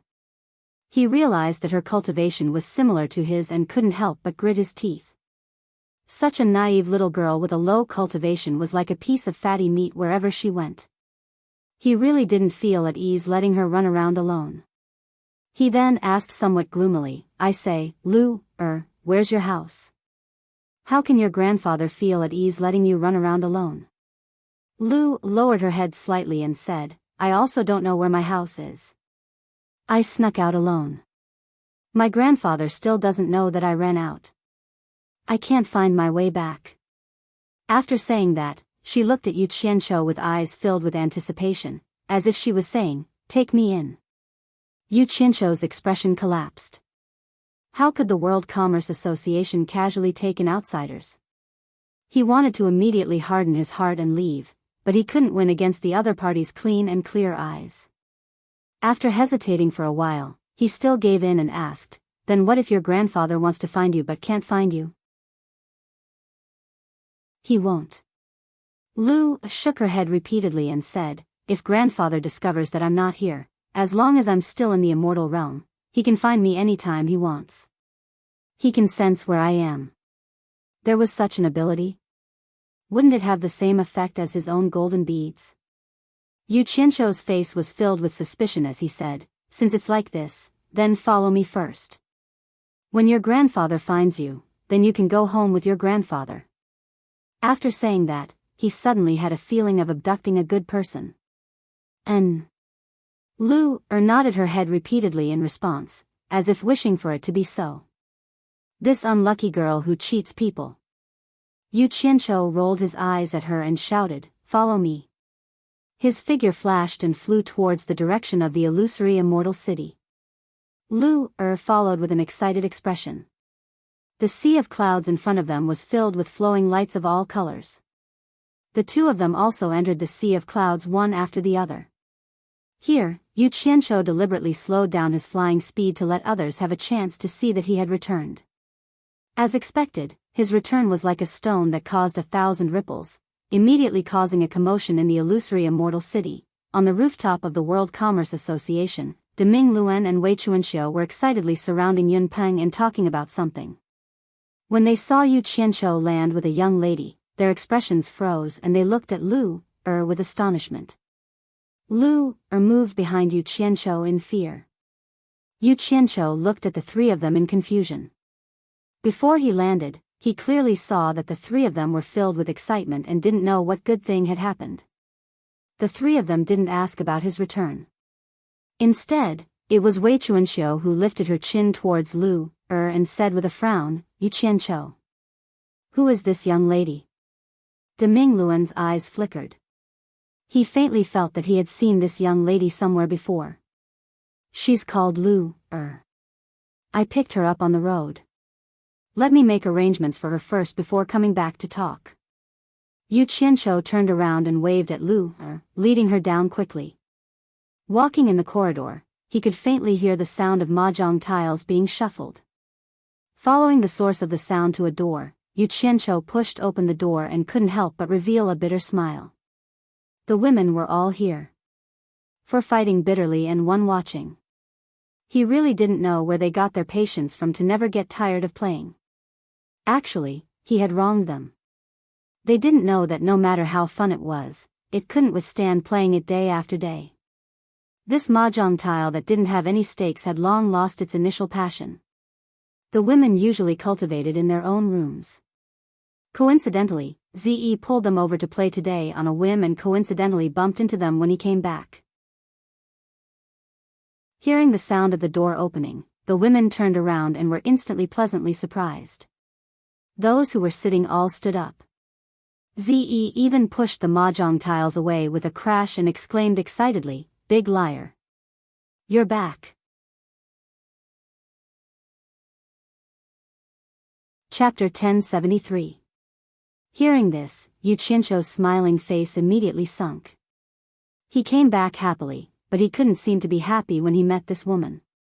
She made a fuss in front of everyone and didn't know what it meant to give others face. Yu Qianqiu gave her a dark look and moved to the side, making way for Lu behind him. The little girl looked curiously and timidly at the beautiful sisters in the room. The women looked at each other with complicated expressions. "Wah. I didn't say anything wrong, right?" Ze jumped out and turned to face her sisters. She pointed at Yu Qianqiu at the door and shouted, "I said he was going to bring another one back for you." Turning around, she faced Yu Qianqiu with a face full of anger and said, "I didn't think you wouldn't even let off such a young girl. Are you done?" Yu Qianqiu looked at her coldly and snorted, "None of your business. You're shameless." Ze scolded with a flushed face. Yu Qianqiu couldn't be bothered with her and nodded at Yan Yu. Yan Yu walked over and squeezed out a smile, saying, "You're back." Yu Qianqiu pointed at Lu and said, "She's called Lu. On the way back, I happened to see her being bullied by a few men, so I saved her. I saw that she didn't know the ways of the world and was afraid that she would encounter some danger, so I brought her back first. When the time comes, her grandfather will come to find her. You look after her first. Don't let her run around the World Commerce Association." Once these words were said, the women immediately understood. So it was like this. It wasn't what everyone thought at all. The furious Ze immediately became incomparably embarrassed. Her mouth pouted a few times and she lost her temper. Yu Qianqiu's gaze swept across the few women and coincidentally met with the 100 Charms Beauty's gaze. The 100 Charms Beauty calmly nodded and smiled, while Yu Qianshou's gaze was somewhat flustered as he avoided it. He waved his hand at the few people and said, "I still have some things to do. You guys help look after her." He pointed at Luer and left like he was escaping. Looking at the silhouette disappearing outside the door, the Allure Beauty's expression became slightly desolate. A trace of desolation flashed in her eyes, but she was immediately awakened by Ziyi's cheers. Ziyi was holding the little girl's hand as she clicked her tongue and asked in surprise, "Are you called Lu, er? Liar, did Yu Qianshou help you deal with those men who bullied you?" The few women didn't know whether to laugh or cry as they looked at Ziyi. It wouldn't be wrong to say that they were envious of her. They envied her for being heartless. No matter how big the matter was, it was in the past. Next time, she might still go against Yu Qianshou. Yan Yu had been secretly paying attention to the changes in the Allure Beauty's expression. In order to divert her thoughts, she secretly transmitted a message to her, "Zi, this girl." The reason why she went against Yu Qianshou at every turn was to use this method to attract Yu Qianshou and make Yu Qianshou pay more attention to her. However, she didn't know that Yu Qianshou had always been amenable to coaxing but not coercion. If this continued, it would only make Yu Qianshou hate her more and more. AI. You must know that although Yu Qianshou doesn't look like a good person and doesn't do anything good, he has a chivalrous and tender side in his bones. He doesn't like unruly and willful women. Ziyi's actions have produced the opposite effect. It looks like we have to find a chance to give her some advice. The Allure Beauty nodded slightly in agreement. She couldn't help but smile bitterly at Ziyi. Just when Yu Qianshou returned to the rooftop, he suddenly noticed a stranger on the rooftop. It was an old man with a rigid face. From his blue robe, he could tell that he was from the Heartless Palace. Yu Qianshou sneered in his heart. What should come has come. Seeing Yu Qianshou walking over, Wei Chuanxiu and the other two revealed a strange expression. The blue-robed man cupped his hands at him expressionlessly and said, "I am Fang Yi, a consecrator of the Heartless Palace. You must be the World Chamber of Commerce's sect master, Yu Qianshou? So it's Consecrator Fang. I've heard a lot about you." Yu Qianshou hurriedly returned the greeting with a smile. "May I know why Consecrator Fang has come?" "Sect Master Yu is in charge of a sect and has many busy matters to deal with. I won't beat around the bush and get straight to the point." Fang Yi stared at Yu Qianshou with a sharp gaze and asked, "Sect Master Yu, our sect's great consecrator, Zhang Yun Xian, was ordered to protect you. He has always been by your side. Now that you've returned safely, may I know where Consecrator Zhang is?" Yu Qianshou was stunned and asked with a face full of doubt, "Didn't Consecrator Zhang return first? We separated a month ago. Didn't he return to the Heartless Palace?" Wei Chuanxiu and the other two exchanged glances. Fang Yi raised his eyebrows and snorted coldly, "Sect Master Yu, did you remember wrongly? Consecrator Zhang was ordered to protect your safety. Before receiving the decree of our sect master, he would never separate from you. Sect Master Yu, why don't you think about it carefully? Maybe you can remember where Consecrator Zhang is? It would have been fine if you didn't mention it. I'm angry now that you mention it." Yu Qianshou glared at him and said, "We originally wanted to go to the underworld's boundless horizon to have a look. Who knew that we would find a place called Underworld Spirit Manor, in the Underworld River? Consecrator Zhang said that he would go in and explore it and would be back soon. He asked me to hide in a safe place outside and wait for him. In the end, I waited for a few days and didn't see him coming back to find me. I didn't know how long I had to wait for him. Remembering that the wedding of the Celestial Emperor was approaching, I took the Underworld Emperor's token and asked someone to send me back first. From what you said, could it be that he hasn't returned yet? Underworld Spirit Manor." The few of them frowned and muttered. From the looks of confusion on their faces, it seemed that they had never heard of such a place. Yu Qianshou sneered in his heart, "If the Heartless Palace has the guts, go to the Underworld Spirit Manor to investigate. I will wait for the good news." Fang Yi opened his eyes and looked at Yu Qianshou and said slowly, "Not long before Sect Master Yu returned, I received a message from the sect saying that the nameplate belonging to Consecrator Tsang had shattered. In other words, Consecrator Tsang is dead. The other three were not surprised at all. Obviously, they had already heard about this from him. They all stared at Yu Qianqiu without blinking, as if they wanted to see something from his face. In the end, Yu Qianqiu said with a face full of shock, "Consecrator Tsang is dead? How is this possible? How many people in the world can block his 3 swords as one sword drawing style? When did this happen? It's easy to dodge a spear in the open but hard to guard against a stab in the dark. I received news that Consecrator Tsang met with an accident early this morning." Fang Ye's indifferent expression suddenly paused. As he said this, he recalled that the location of Consecrator Tsang's accident was in the underworld. Moreover, Yu Qianqiu had returned on the same day. How many people in the world could rush to the illusionary immortal city from the exit of the underworld in less than a day? After pondering for a while, Fang Yi cupped his fists and said, "Since Sect Master Yu doesn't know, I won't disturb you anymore."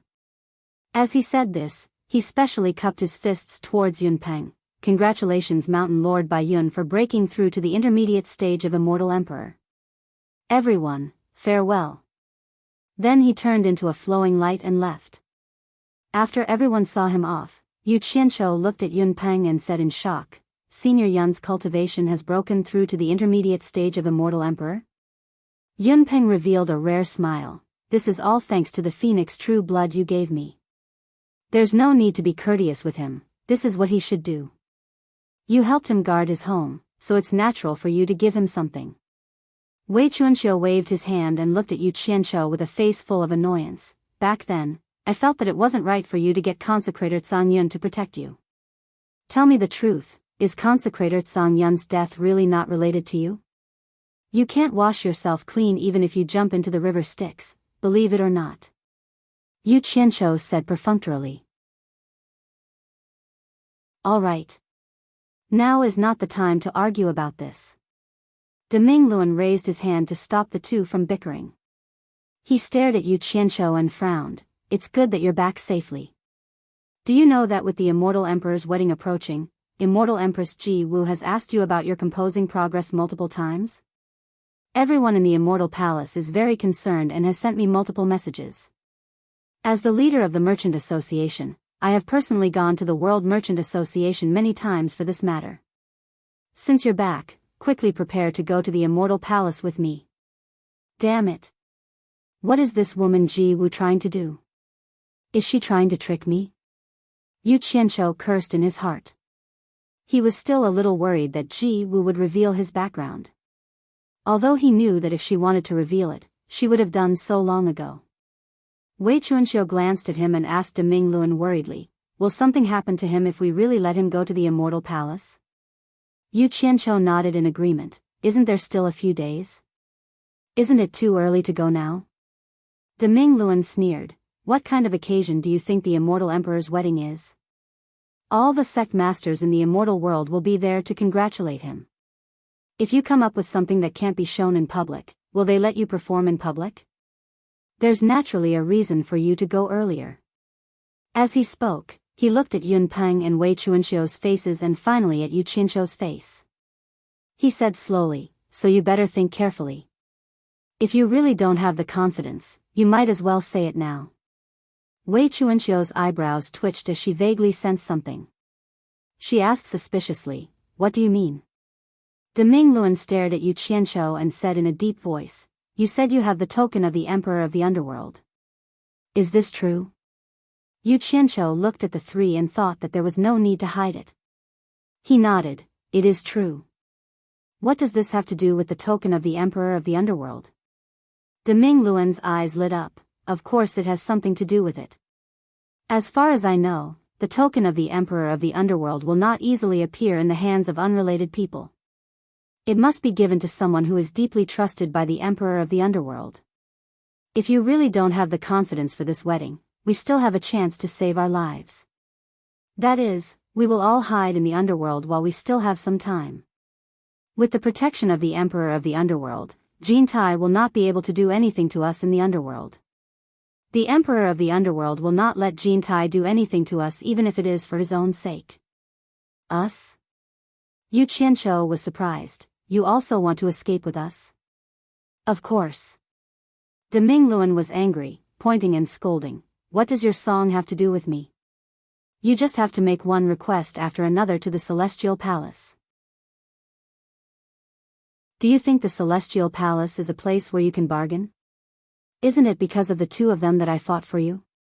If you run away, Qintai's face will be lost. How can I have a good ending as a guarantor? What else can I do but run away with you? It is my bad luck to know you. I have to live in fear every day. Chapter 1074. Wei Chuanxiu and Yun Peng looked at each other. They had known the big bright wheel for so many years, and it was rare to see him lose his composure like this.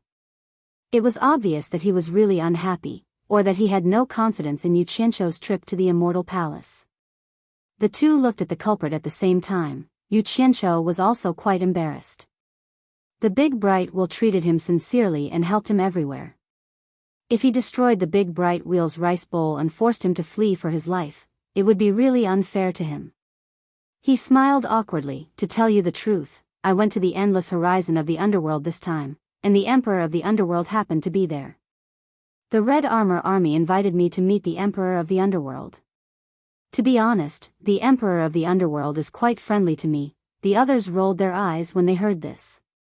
He made it sound like he was a big shot. Wei Chuanxiu sneered and lamented, you have to believe it. It is all true. But the key is that the token of the Emperor of the Underworld in my hand was accidentally obtained from someone else, not because I am a trusted person of the Emperor of the Underworld. They looked at each other, and Wei Chuanxiu asked in surprise, in that case, you still dared to take it out to deceive people in Twilight City? Damn it. The army of the Underworld wanted to kill me. I took out the token of the Emperor of the Underworld for the sake of emergency. Yu Qianqiu shook his head and smiled bitterly. In fact, I didn't know it was the token of the Emperor of the Underworld before I took it out. I only knew that it should be of some help. Nobody would dare to take it out to cause trouble if they knew it was the token of the Emperor of the Underworld. In fact, it was because of this that the Emperor of the Underworld asked the Red Armor Army to interrogate me at the Endless Horizon. They were stunned, not expecting such a thing to happen. That's strange. Where did you get the token of the Emperor of the Underworld? Wei Chuanxiu looked up and down at the intact Yu Qianqiu and said, since you met the Emperor of the Underworld, did he just let you go? It is because he let me go that I feel strange. Yu Qianqiu shrugged at the great bright wheel and said, there are still many things that I don't understand about this. Do you think I would dare to bring everyone to the Netherworld? What if we fall into a wolf's den right after escaping from the tiger's mouth? Even though he said this to everyone, in reality, he didn't want to easily escape until the last moment. If he didn't run, he would still have a chance if he worked hard, but if he ran, then all his years of hard work in the immortal world would be wasted, and he would have to start from scratch again. The most important thing was that he still had a way out at the critical moment. Even if he wanted to escape, there was no need for him to take the risk of escaping to the Netherworld. Then what do you want to do? De Mingluan asked. Yu Qianqiu looked into the distance and said with determination, isn't it just going to the Celestial Palace? There was nothing to be afraid of. If it really doesn't work, we can just run together. I've already prepared an escape route for everyone. No one can do anything to us. After his experience in the All Heavens boundary, in terms of mentality, the Celestial Palace could no longer give him too much pressure. When they heard this, they looked at each other. They didn't know whether it was true or not. De Mingluan narrowed his eyes and looked at him for a while, then said in a deep voice, in that case, I have nothing to say. I'll go back and give some instructions. I'll look for you later. With that, he flew away. De Mingluan went to make preparations. Yu Qianqiu, who had just returned and had to rush to the Celestial Palace, naturally had to make some preparations. After having a secret discussion with Wei Chuanxiu and Yun Peng on the rooftop, he quickly went downstairs and hid in a room. He took out the token of authority of the Chamber of Commerce Alliance and the token of passage to the underworld that the great Ming Luan had given him. He held one in each hand and weighed it for a while. Because the token of authority of the Chamber of Commerce Alliance was too obvious, he put it away. As for the Netherworld Passage token, he didn't stand on ceremony. It might be difficult for others to imitate, but it wasn't difficult for him at all. He used Jin Ju to make dozens of tokens in one go as templates so that he could imitate it when needed. After doing this, he quickly gathered the lords of the various countries to meet in the conference room on the 21st floor. In the end, he found that everyone couldn't resist the temptation in the end. They used elixirs and the Immortal Ascension Passage to forcibly raise their cultivation to the early stage of small immortal. In this regard, Yu Qianshou expressed his understanding. Because a small number of them had already reached the end of their lifespans. Since they couldn't be sure that they would succeed naturally, they could only take a shortcut.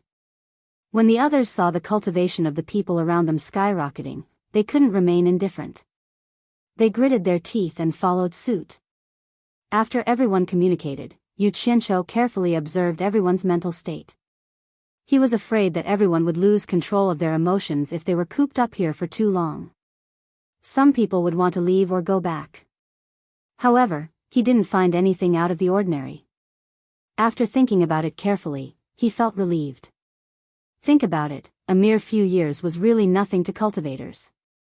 Moreover, the illusory immortal city had cultivation resources that everyone couldn't compare to in the mortal world. As long as it was something that everyone needed for cultivation, the World Chamber of Commerce had never been stingy with everyone.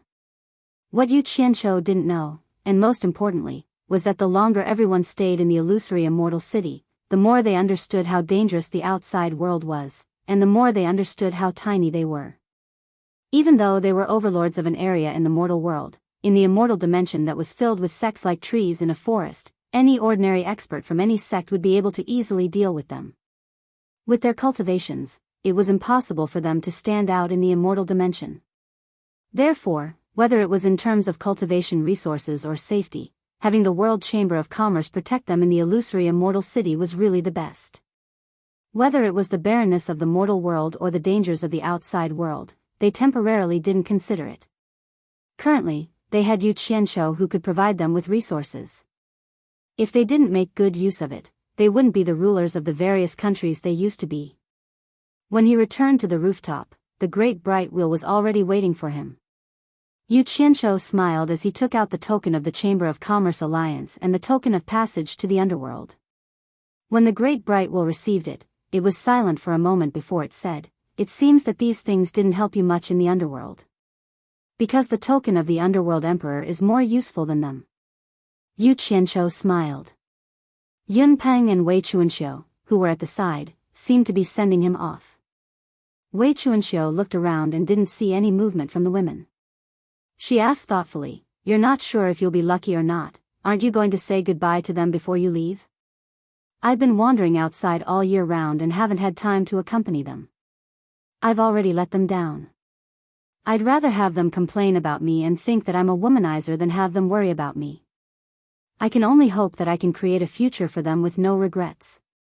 Yu Qianshou shook his head with a wry smile before summoning a flying shuttle and taking the lead to fly into it. The great bright wheel followed closely behind. A stream of light flew far away from the rooftop of the World Chamber of Commerce. It blended into the streams of light that rose and fell in the illusory immortal city and disappeared. The disciples of the various sects who had been secretly watching the World Chamber of Commerce also quietly disappeared. On a day when the sky was filled with rosy clouds, Yu Qianshou flew towards the main peak of the blissful immortal realm for the first time. There was a majestic palace shining brightly amidst the misty clouds. The two landed in a world made of gold. Relying on a token that shone with golden light, the great bright wheel brought him into the righteous heaven gate, which was guarded by two golden-robed guards. Yu Qianshou followed behind the great bright wheel and stared dumbfoundedly at the incomparably wide and majestic golden plaza in front of him. The ground was paved with large golden tiles. There were golden pillars, golden towers, golden arched bridges, golden railings, and other things at regular intervals. In addition to the majestic palace that shone with golden light in the distance, this was clearly a golden kingdom, a golden world. Walking in this golden world, the ground was like a glossy yellow mirror that could clearly reflect the people walking on it. Each golden pillar that brushed past was several times thicker than a person, and each golden tile on the ground was several times wider than a bed. Looking around in such a grand atmosphere, it made one feel so insignificant, like an ant climbing on a mountain of gold. This was Jin Tai's immortal palace. Yu Qianqiu was inwardly speechless. If he didn't know that Jin Tai was a gold spirit, just the aura of the immortal palace in front of him would have frightened him. The two walked for more than an hour before arriving at the bottom of a golden flight of steps that increased in height by 100 meters. At the top of the flight of steps was the huge immortal palace that shone with golden light. It made one look up at the mountain and added a sense of oppression. On both sides of the flight of steps, there were halberd-wielding guards at regular intervals. The strict atmosphere was used to guide people. The great bright wheel suddenly raised its hand and the two stopped at the bottom of the flight of steps. On the way here, the great bright wheel had told Yu Qianqiu that normal people were not allowed to use spells to fly within the immortal palace. They could only walk. Yu Qianqiu looked at the flight of steps and was speechless. What kind of rule was this? They had already walked for more than half an hour. Adding on the flight of steps that were hundreds of meters high, wouldn't it be a waste of other people's time? Just as he was thinking, he saw a person who violated the rules. Instead of walking, she directly flashed down from the flight of steps and landed on the lowest step in front of the two of them. The person who came was wearing a golden robe. Not only did she look old, she was actually an old lady with wrinkled skin and white hair. Her eyes were as sharp as an eagle's as she looked at Yu Qianqiu, causing Yu Qianqiu's heart to jump. Someone who could brazenly violate the rules of the immortal palace was naturally not an ordinary person. Yu Qianqiu was muttering the identity of the person who came. The great bright wheel had already secretly warned him, this person is the chief steward of the immortal palace. Her name is Nie Shaoqian. Her son is the commander of internal affairs, He Lai, who controls the immortal palace guards. Both mother and son have high cultivation and can be said to be the two people the immortal emperor trusts the most. After saying this secretly, the great bright wheel quickly cupped his hands and bowed to the person who came. Greetings, Chief Steward Nie. Nie Shaoqian? Her name is Nie Shaoqian? Why isn't her son surnamed Ning? The corner of Yu Qianqiu's mouth couldn't help but twitch. He was quite shocked. This chief steward Nie ignored the great bright wheel and stared at Yu Qianqiu. She asked indifferently, "You are Yu Qianqiu?" Yu Qianqiu hurriedly bowed and said, "Yu Qianqiu greets Chief Steward Nie."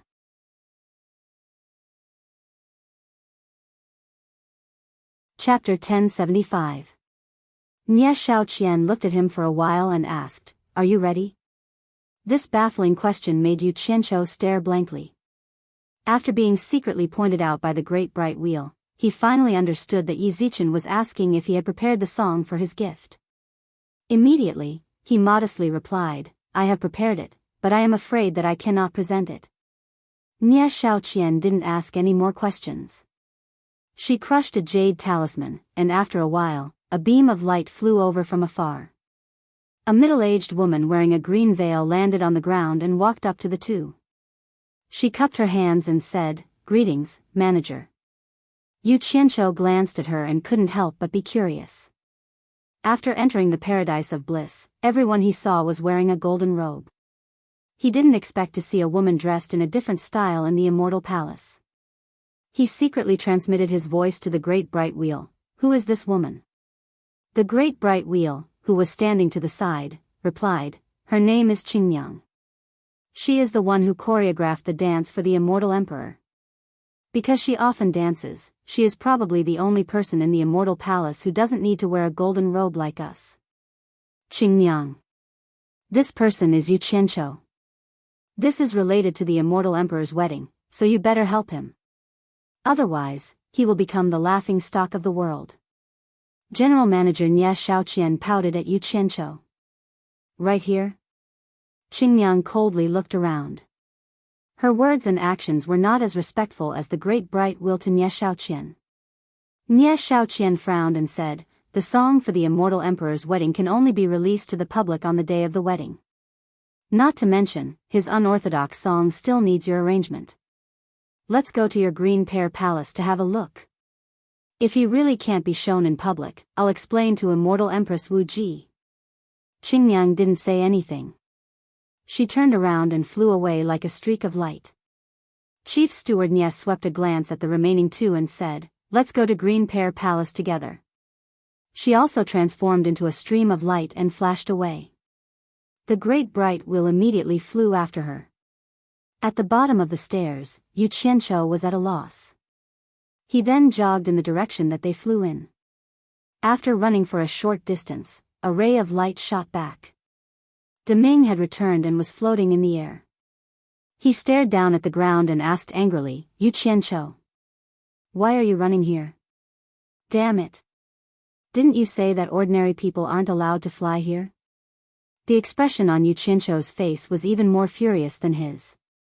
Seeing that others could fly while he could only run, it would be strange if he could be happy. Deming Luan didn't know whether to laugh or cry. If the head chief says it's okay, then it's okay. What did she say that it was okay? If you don't make things clear, would I dare to take the risk? Yu Qianqiu gritted his teeth. He was too lazy to argue with Deming Luan. He waved his hand and interrupted, "Stop talking nonsense. This isn't a place for you to behave atrociously. Quickly follow me. Don't let the head chief wait for too long." Hearing this, Yu Qianqiu relaxed. Thus, the two of them quickly flew away from this place. After flying out of the Golden World, the two of them headed straight for a mountain peak not far away. On the peak of the mountain, there was a huge ancient palace made of pure wood. On the small square outside the palace, Qing Miang, who looked indistinct and serious, glanced at Yu Qianqiu and said, "Come with me." Yu Qianqiu cautiously glanced at the great bright wheel. When he saw the great bright wheel nod, he quickly followed behind Qingmiang. Deming Luan followed behind head chief steward Nie. Who knew that Qingmiang, who was at the front, would suddenly turn around and say, "The two of you, don't follow us. Especially you, head chief steward. The atmosphere of my Green Pear Palace doesn't match your arrogant manner." After she finished speaking, she turned around and continued to walk into the palace. Following behind her, Yu Qianqiu secretly clicked his tongue. He didn't know what kind of background this woman had. She actually dared to speak to the Golden Emperor's trusted aide, the head chief steward Nie, in such a tone. Stopping, head chief steward Nie had a helpless expression. He turned around to look at Deming Luan and smiled wryly. "My daughter really doesn't give me any face." Yu Qianqiu, who had just stepped into the palace, pricked up his ears. Deming Luan watched as Yu Qianqiu disappeared into the palace. After a moment of silence, she bluntly said, "Head chief steward, forgive me for speaking bluntly. Our loyalty to the immortal emperor cannot be forced onto the next generation." Once these treasonous words came out, head chief steward Nie's body shook. Her sharp gaze pierced straight into Deming Luan's calm eyes. A murderous aura lingered around her body. After a long time, she slowly retracted it back into her body. She slightly sighed and said, "Perhaps what you said is right. However, this is the only time. I don't want to hear you say such words in my ears again." Then, her tone changed and she coldly said, "I can see that you are very considerate of this Yu Qianqiu. Head chief steward is wise. I have always been loyal to the immortal emperor. The sun and moon can bear witness." Deming Luan slightly bowed towards her. Then, she helplessly said, "I won't hide it from head chief steward. I actually don't have much of a relationship with this Yu Qianqiu. The reason why I take care of him is because we were friends in the past. As long as it doesn't harm the immortal palace's interests, please help me a little." Head chief steward Nie's gaze that was full of deep meaning moved away from him. She didn't pursue the matter any further. Instead, she looked at the palace gate of the Green Pear Palace with a sense of loss. Everyone had their own story. Even though she was a high-ranking official, she was no exception. The people outside could not hear any sound from inside the Green Pear Palace. It was clear that there was a soundproof formation inside. About an hour later, Qingyang's figure flashed out from the palace gate. Demingluan didn't see Yu Qianqiu. Her eyes couldn't help but slightly narrow as she stared at Qingyang. How is it? Is this Yu Qianqiu's item presentable? Head Chief Steward Nia helplessly asked. Qingyang's expression was cold. She didn't directly comment on whether Yu Qianqiu's item was good or bad. She only replied without a smile, help him make some arrangements. When the time comes, it should be able to satisfy the immortal emperor and immortal empress. Hearing these words, Demingluan's anxious heart finally relaxed. He knew that since this woman said these words, Yu Qianqiu should be able to pass this hurdle. Head Chief Steward Nia also slightly nodded his head. Then I'll leave this Yu Qianqiu to you. You must bring out something satisfactory on the day of the wedding. I have a request. Qingyang coldly said, I need enough people to accompany the dancers. I also need to create enough instrumental music. The wrinkled Chief Steward Nia didn't hesitate to say, this is not a problem. I will contact the people in charge of manpower and skilled craftsmen. They will do their best to cooperate with you. After receiving the reply, Qingyang didn't say any polite words of thanks. Instead, she turned around with a cold expression and was about to leave. At this time, a golden-robed guard quickly rushed over and bowed to Chief Steward Nia, reporting to Chief Steward.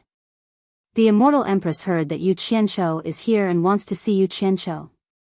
Everyone present was startled when they heard this, especially Qingyang. She stopped in her tracks and turned back around, frowning as she looked at Chief Steward Nia. The latter seemed to know that she didn't like people to disturb her work. However, no matter what, Ji Wu was now carrying the title of the Immortal Empress.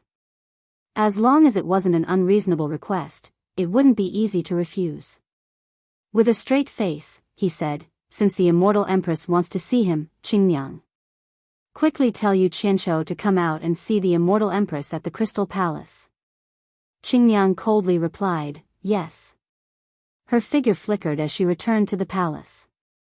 Not long after, Yu Qianqiu ran out with a puzzled look on his face. He looked at the great bright wheel with a questioning gaze. It seemed that Qingyang hadn't told him anything.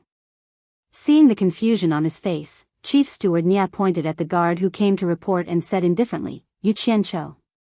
Immortal Empress Ji Wu wants to see you. Go with her to see her.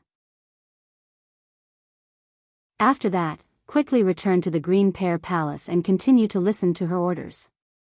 Do you understand? Yu Qianqiu was startled. Why did that woman Ji Wu want to see him now? Confused, he cupped his fists and replied, yes. Then, he flew away with the guard. The great bright wheel's eyes also flickered. He didn't know whether it was a good or bad thing for Ji Wu to summon Yu Qianqiu. He frowned and cupped his fists, Chief Steward. If there is nothing else, I will return to the Chamber of Commerce Alliance. Chief Steward Nia nodded and left first. The great bright wheel looked in the direction of the Crystal Palace in the distance, then frowned and turned into a stream of light and flew away.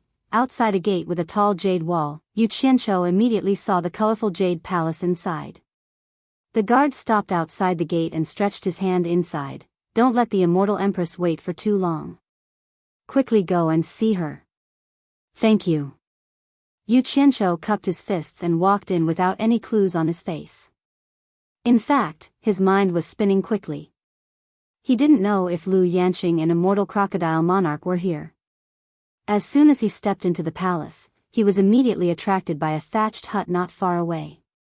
He didn't understand why there was such a strange thatched hut in this place that looked like a crystal palace. The courtyard was empty and desolate, and not a single person could be seen. Just as Yu Qianqiu was wondering why the dignified Immortal Queen's residence did not have a servant, he saw a familiar person walking out of the palace door in front of him. It was none other than Lu Yanqing. Lu Yanqing looked at him with a complicated expression and was stunned for a moment. Then she bowed and led the way into the hall. The Immortal Empress is waiting for you inside.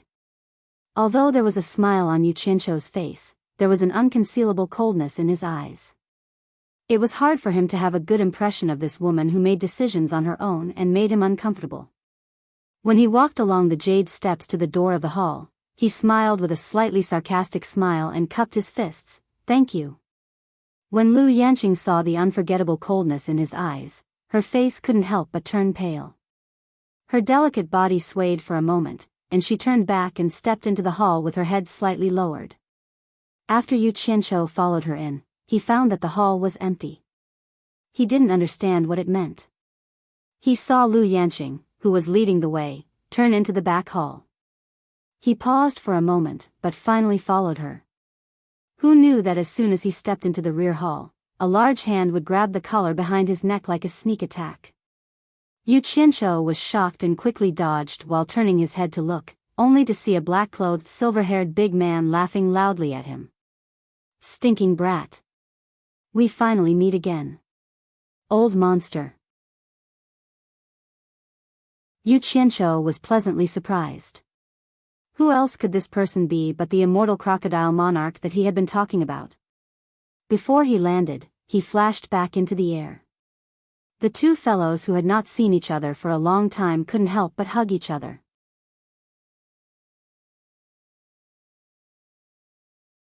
Chapter 1076. After pushing each other away, the two of them threw punches at each other, or patted each other's backs. They couldn't help but sigh when they reunited after such a long time. During this time, Yu Qianzhou faintly noticed that the strength of the other party's hands seemed to be a little weaker than before. He remembered that when the other party casually patted him twice, he had to grit his teeth in pain. Now, it was just like that. He didn't think too much about it. It was probably because his cultivation had improved. He smiled and looked up and down. "Old monster. How have you been these years?" Immortal Crocodile's expression stiffened slightly. He pushed him and waved his hand to change the topic. "Let's not just talk about ourselves. You and Sister Ji Wu can be considered old acquaintances. Hurry up and say hello." Yu Qianzhou looked over, and saw Lu Yanqing accompanying a woman with a noble temperament that was even more beautiful than Yu Qianzhou. Her long white dress slid down the jade stairs behind her like flowing water. Her black eyebrows, eyes, nose, and red lips were all shockingly beautiful. This was not the first time he had met this person. If it wasn't immortal monarch Ji Wu, who else could it be? Beautiful. No wonder Jin Dun wanted to marry her. In order to show respect or politeness, Yu Qianzhou stopped his eyes from sliding to the other party's full chest. He smiled bitterly and bowed. Yu Qianzhou greets the immortal empress. Ji Wu's beautiful eyes carefully looked at Yu Qianzhou. Although it wasn't the first time she had met Yu Qianzhou had a head full of braids and his skin was bronze. He was dressed like a barbarian. It was the first time she had seen Yu Qianzhou's original appearance. In the end, she found that it didn't match the elegant and handsome scholar in her mind. She was somewhat disappointed. After a pause, she said faintly, "Yu Qianzhou. We meet again. Yu Qianzhou is honored to be able to see you again." Yu Qianzhou's words and actions remained respectful and courteous, but he was actually cursing in his heart. If it wasn't for this woman calling him out, he wouldn't have been tossed here to do such a disgusting thing. Ji Wu didn't seem to like the title, Immortal Empress. She frowned a few times. Immortal Crocodile was also a little unhappy. He frowned and waved his hand. "All right. Stop pretending to be refined. I know better than anyone what kind of person you are. Little sister Ji Wu spent a lot of effort to bring you here not to listen to your flattery. Do you know why she brought you here? In any case, it was definitely not something good." Yu Qianzhou's expression did not change. "I don't know." Immortal Crocodile chuckled coldly and circled around him until Yu Qianzhou's hair stood on end. He clicked his tongue and said, "Kid, you're not simple at all. You actually found a way to come to the immortal realm from the human world and set up a sect in the immortal realm. Are you trying to bully others because they don't know your background? Thank you, Immortal Empress and Brother Crocodile, for keeping my secret," Yu Qianqiu said politely, but in his heart, he was wondering what this guy was trying to do by beating around the bush. It's good that you know. Immortal Crocodile placed his big hands on Yu Qianqiu's shoulders and said sincerely, then shouldn't you express something? Express something? Yu Qianqiu broke away from his hands and asked warily, express what? Immortal Crocodile glanced at Ji Wu, then turned back and said firmly, I won't hide it from you. Little sister Ji Wu didn't want to agree to this wedding at all. It was Lady Jean who threatened her with my life that forced little sister Ji Wu to agree. The two of us have always wanted to escape, but there are many experts in the Paradise Immortal realm. With our strength, we can't escape at all. When we were in the human world, I saw the magic of your teleportation formation, Yu Qianqiu. Please help us this once. Use the teleportation formation to send us back to the human world. How about that? This. Yu Qianqiu secretly glanced at Lu Yanqing and asked secretly, did you tell them the secret of going back and forth to the human world? No. I didn't say a word about this, Lu Yanqing replied quietly. Yu Qianqiu was relieved when he heard this. He smiled bitterly at Immortal Crocodile and said, if you knew this would happen, you wouldn't have come back from the human world. I'm afraid I'll have to disappoint you now. There's nothing I can do about this. It wasn't that he didn't want to help, but he didn't dare to. He and Ji Wu didn't have any friendship at all. It was not worthwhile to take risks for her. Although he had some friendship with Immortal Crocodile and the human world, it was built on the basis of mutual benefit. Their relationship had not reached the point where they could reveal any secret. Besides, when he came here, Immortal Crocodile's wife disappeared. If he didn't suspect him, who else could he suspect?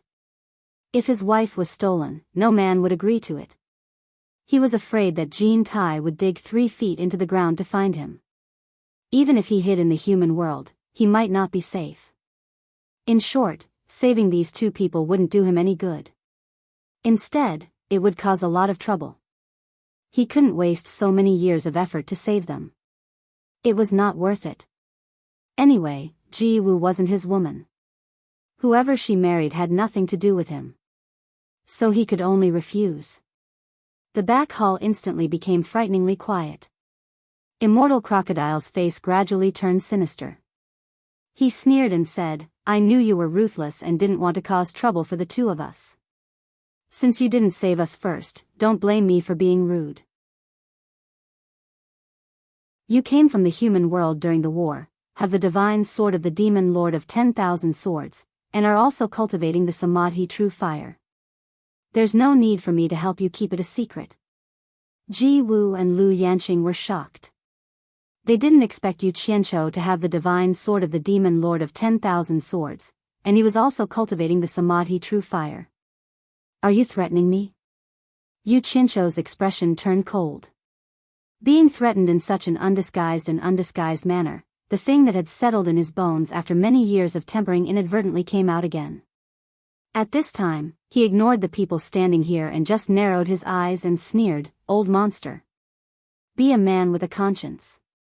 If I hadn't saved you too, you would still be trapped in the heaven and earth universe formation. So, I don't owe you anything. If I remember correctly, the two of you promised not to reveal my secret. I didn't expect you to go back on your word. For him, there was no point in pretending now. Whether he saved them or they revealed his secret, the immortal palace would not let him go. In that case, why should he be threatened by them and save them? Either way, his hard work would be ruined. If he went back and started from scratch, he might as well leave the two of them to be tortured by Jean Tai. No one would have an easy time. Immortal Crocodile glared at him and was about to flare up, but Ji Wu reached out and stopped him. Ji Wu looked at Yu Qianqiu with surprise. She could see that he wasn't afraid of her at all. She frowned slightly and said, Yu Qianqiu, if you have a way to help us escape, why don't you help us? We will definitely repay you in the future. Repay you in the future? Yu Qianqiu sneered. I think it's better not to. Today, I have seen what it means to go back on your word. How can I expect you to repay me in the future? Lu Yanqing, who was at the side, was secretly shocked. She didn't expect that Yu Qianzhou wasn't even afraid of an intermediate-stage immortal emperor expert. She understood that it wasn't luck that he was able to get to where he was today. Just this courage and spirit alone wasn't something an ordinary person could compare with. Yu, immortal crocodile, who was about to flare up again, was stopped by Ji Wu's brother crocodile. Ji Wu stared at Yu Qianzhou, who was standing expressionlessly. After hesitating for a while, she bit her lip and said slowly, Yu Qianzhou, as long as you save us, I am willing to be your woman. Although her face was still cold, there was already a faint redness under her pink skin. It took a lot of courage to say such words. As soon as she said this, everyone thought they heard wrong. However, she said it word by word, so it was difficult to mishear. In an instant, the entire palace was so quiet that even ants could be heard. Yu Qianzhou, who was acting like a dog that didn't eat shit, choked. His mouth opened so wide that a fist could fit in it. His domineering and arrogant aura had all gone to hell. His current image was no different from that of a fool. Immortal Crocodile reacted and immediately said anxiously, "This kid and Jean Tai are not good people. Being his woman is the same as falling out of the tiger's den into the wolf's den. At most, we will just die. Sister, why do you have to humiliate yourself like this?" Ji Wu ignored him at this time. She was going all out, but Yu Qianzhou did not answer. As a top beauty who had always been high and mighty, it hurt her self-esteem a little. She immediately said with a frosty face, "Yu Qianzhou, do you think this is not good enough, or do you think my cultivation and looks are not good enough for you?" Yu Qianzhou was stunned by her roar. He didn't understand what she was doing. He smiled bitterly and said, "I am good enough, I am good enough. I am not good enough for you. I, Yu Qianzhou, am not even good enough to carry your shoes, cut the crap." Ji Wu waved her hand and interrupted him. She was embarrassed and angry. She said sternly, "So you agree? Kid, how dare you?" Immortal Crocodile pointed at Yu Qianzhou and shouted angrily, "If you dare to take advantage of me, I will fight you to the death. I say, the two of you, please spare me." Yu Qianzhou gave in and bowed to the two of them. "It's not that I don't want to help the two of you, but I really can't do anything. The treasures I set up the teleportation array are used up. The two of you must have heard about my master challenging the Emperor of the Underworld and about me going to the Underworld. In fact, I wanted to go to the Underworld to find my master and ask for more treasures. Unfortunately, I didn't find my master. Otherwise, how could I not save him? It wasn't that he didn't like beauties, especially a great beauty like Ji Wu, but he was not the kind of person who would lose his mind at the sight of a beautiful woman. No matter how beautiful Ji Wu was, to him, she was still an outsider who he didn't know. He would not trade the future of a group of women in his family. Lu Yanqing looked at him in surprise. Ji Wu's beauty made her heart beat faster. She didn't expect Yu Qianzhou to be so indifferent. You're tuning into the Journey of the Soul YouTube channel. Don't forget to subscribe and join us on this journey to catch the most captivating stories.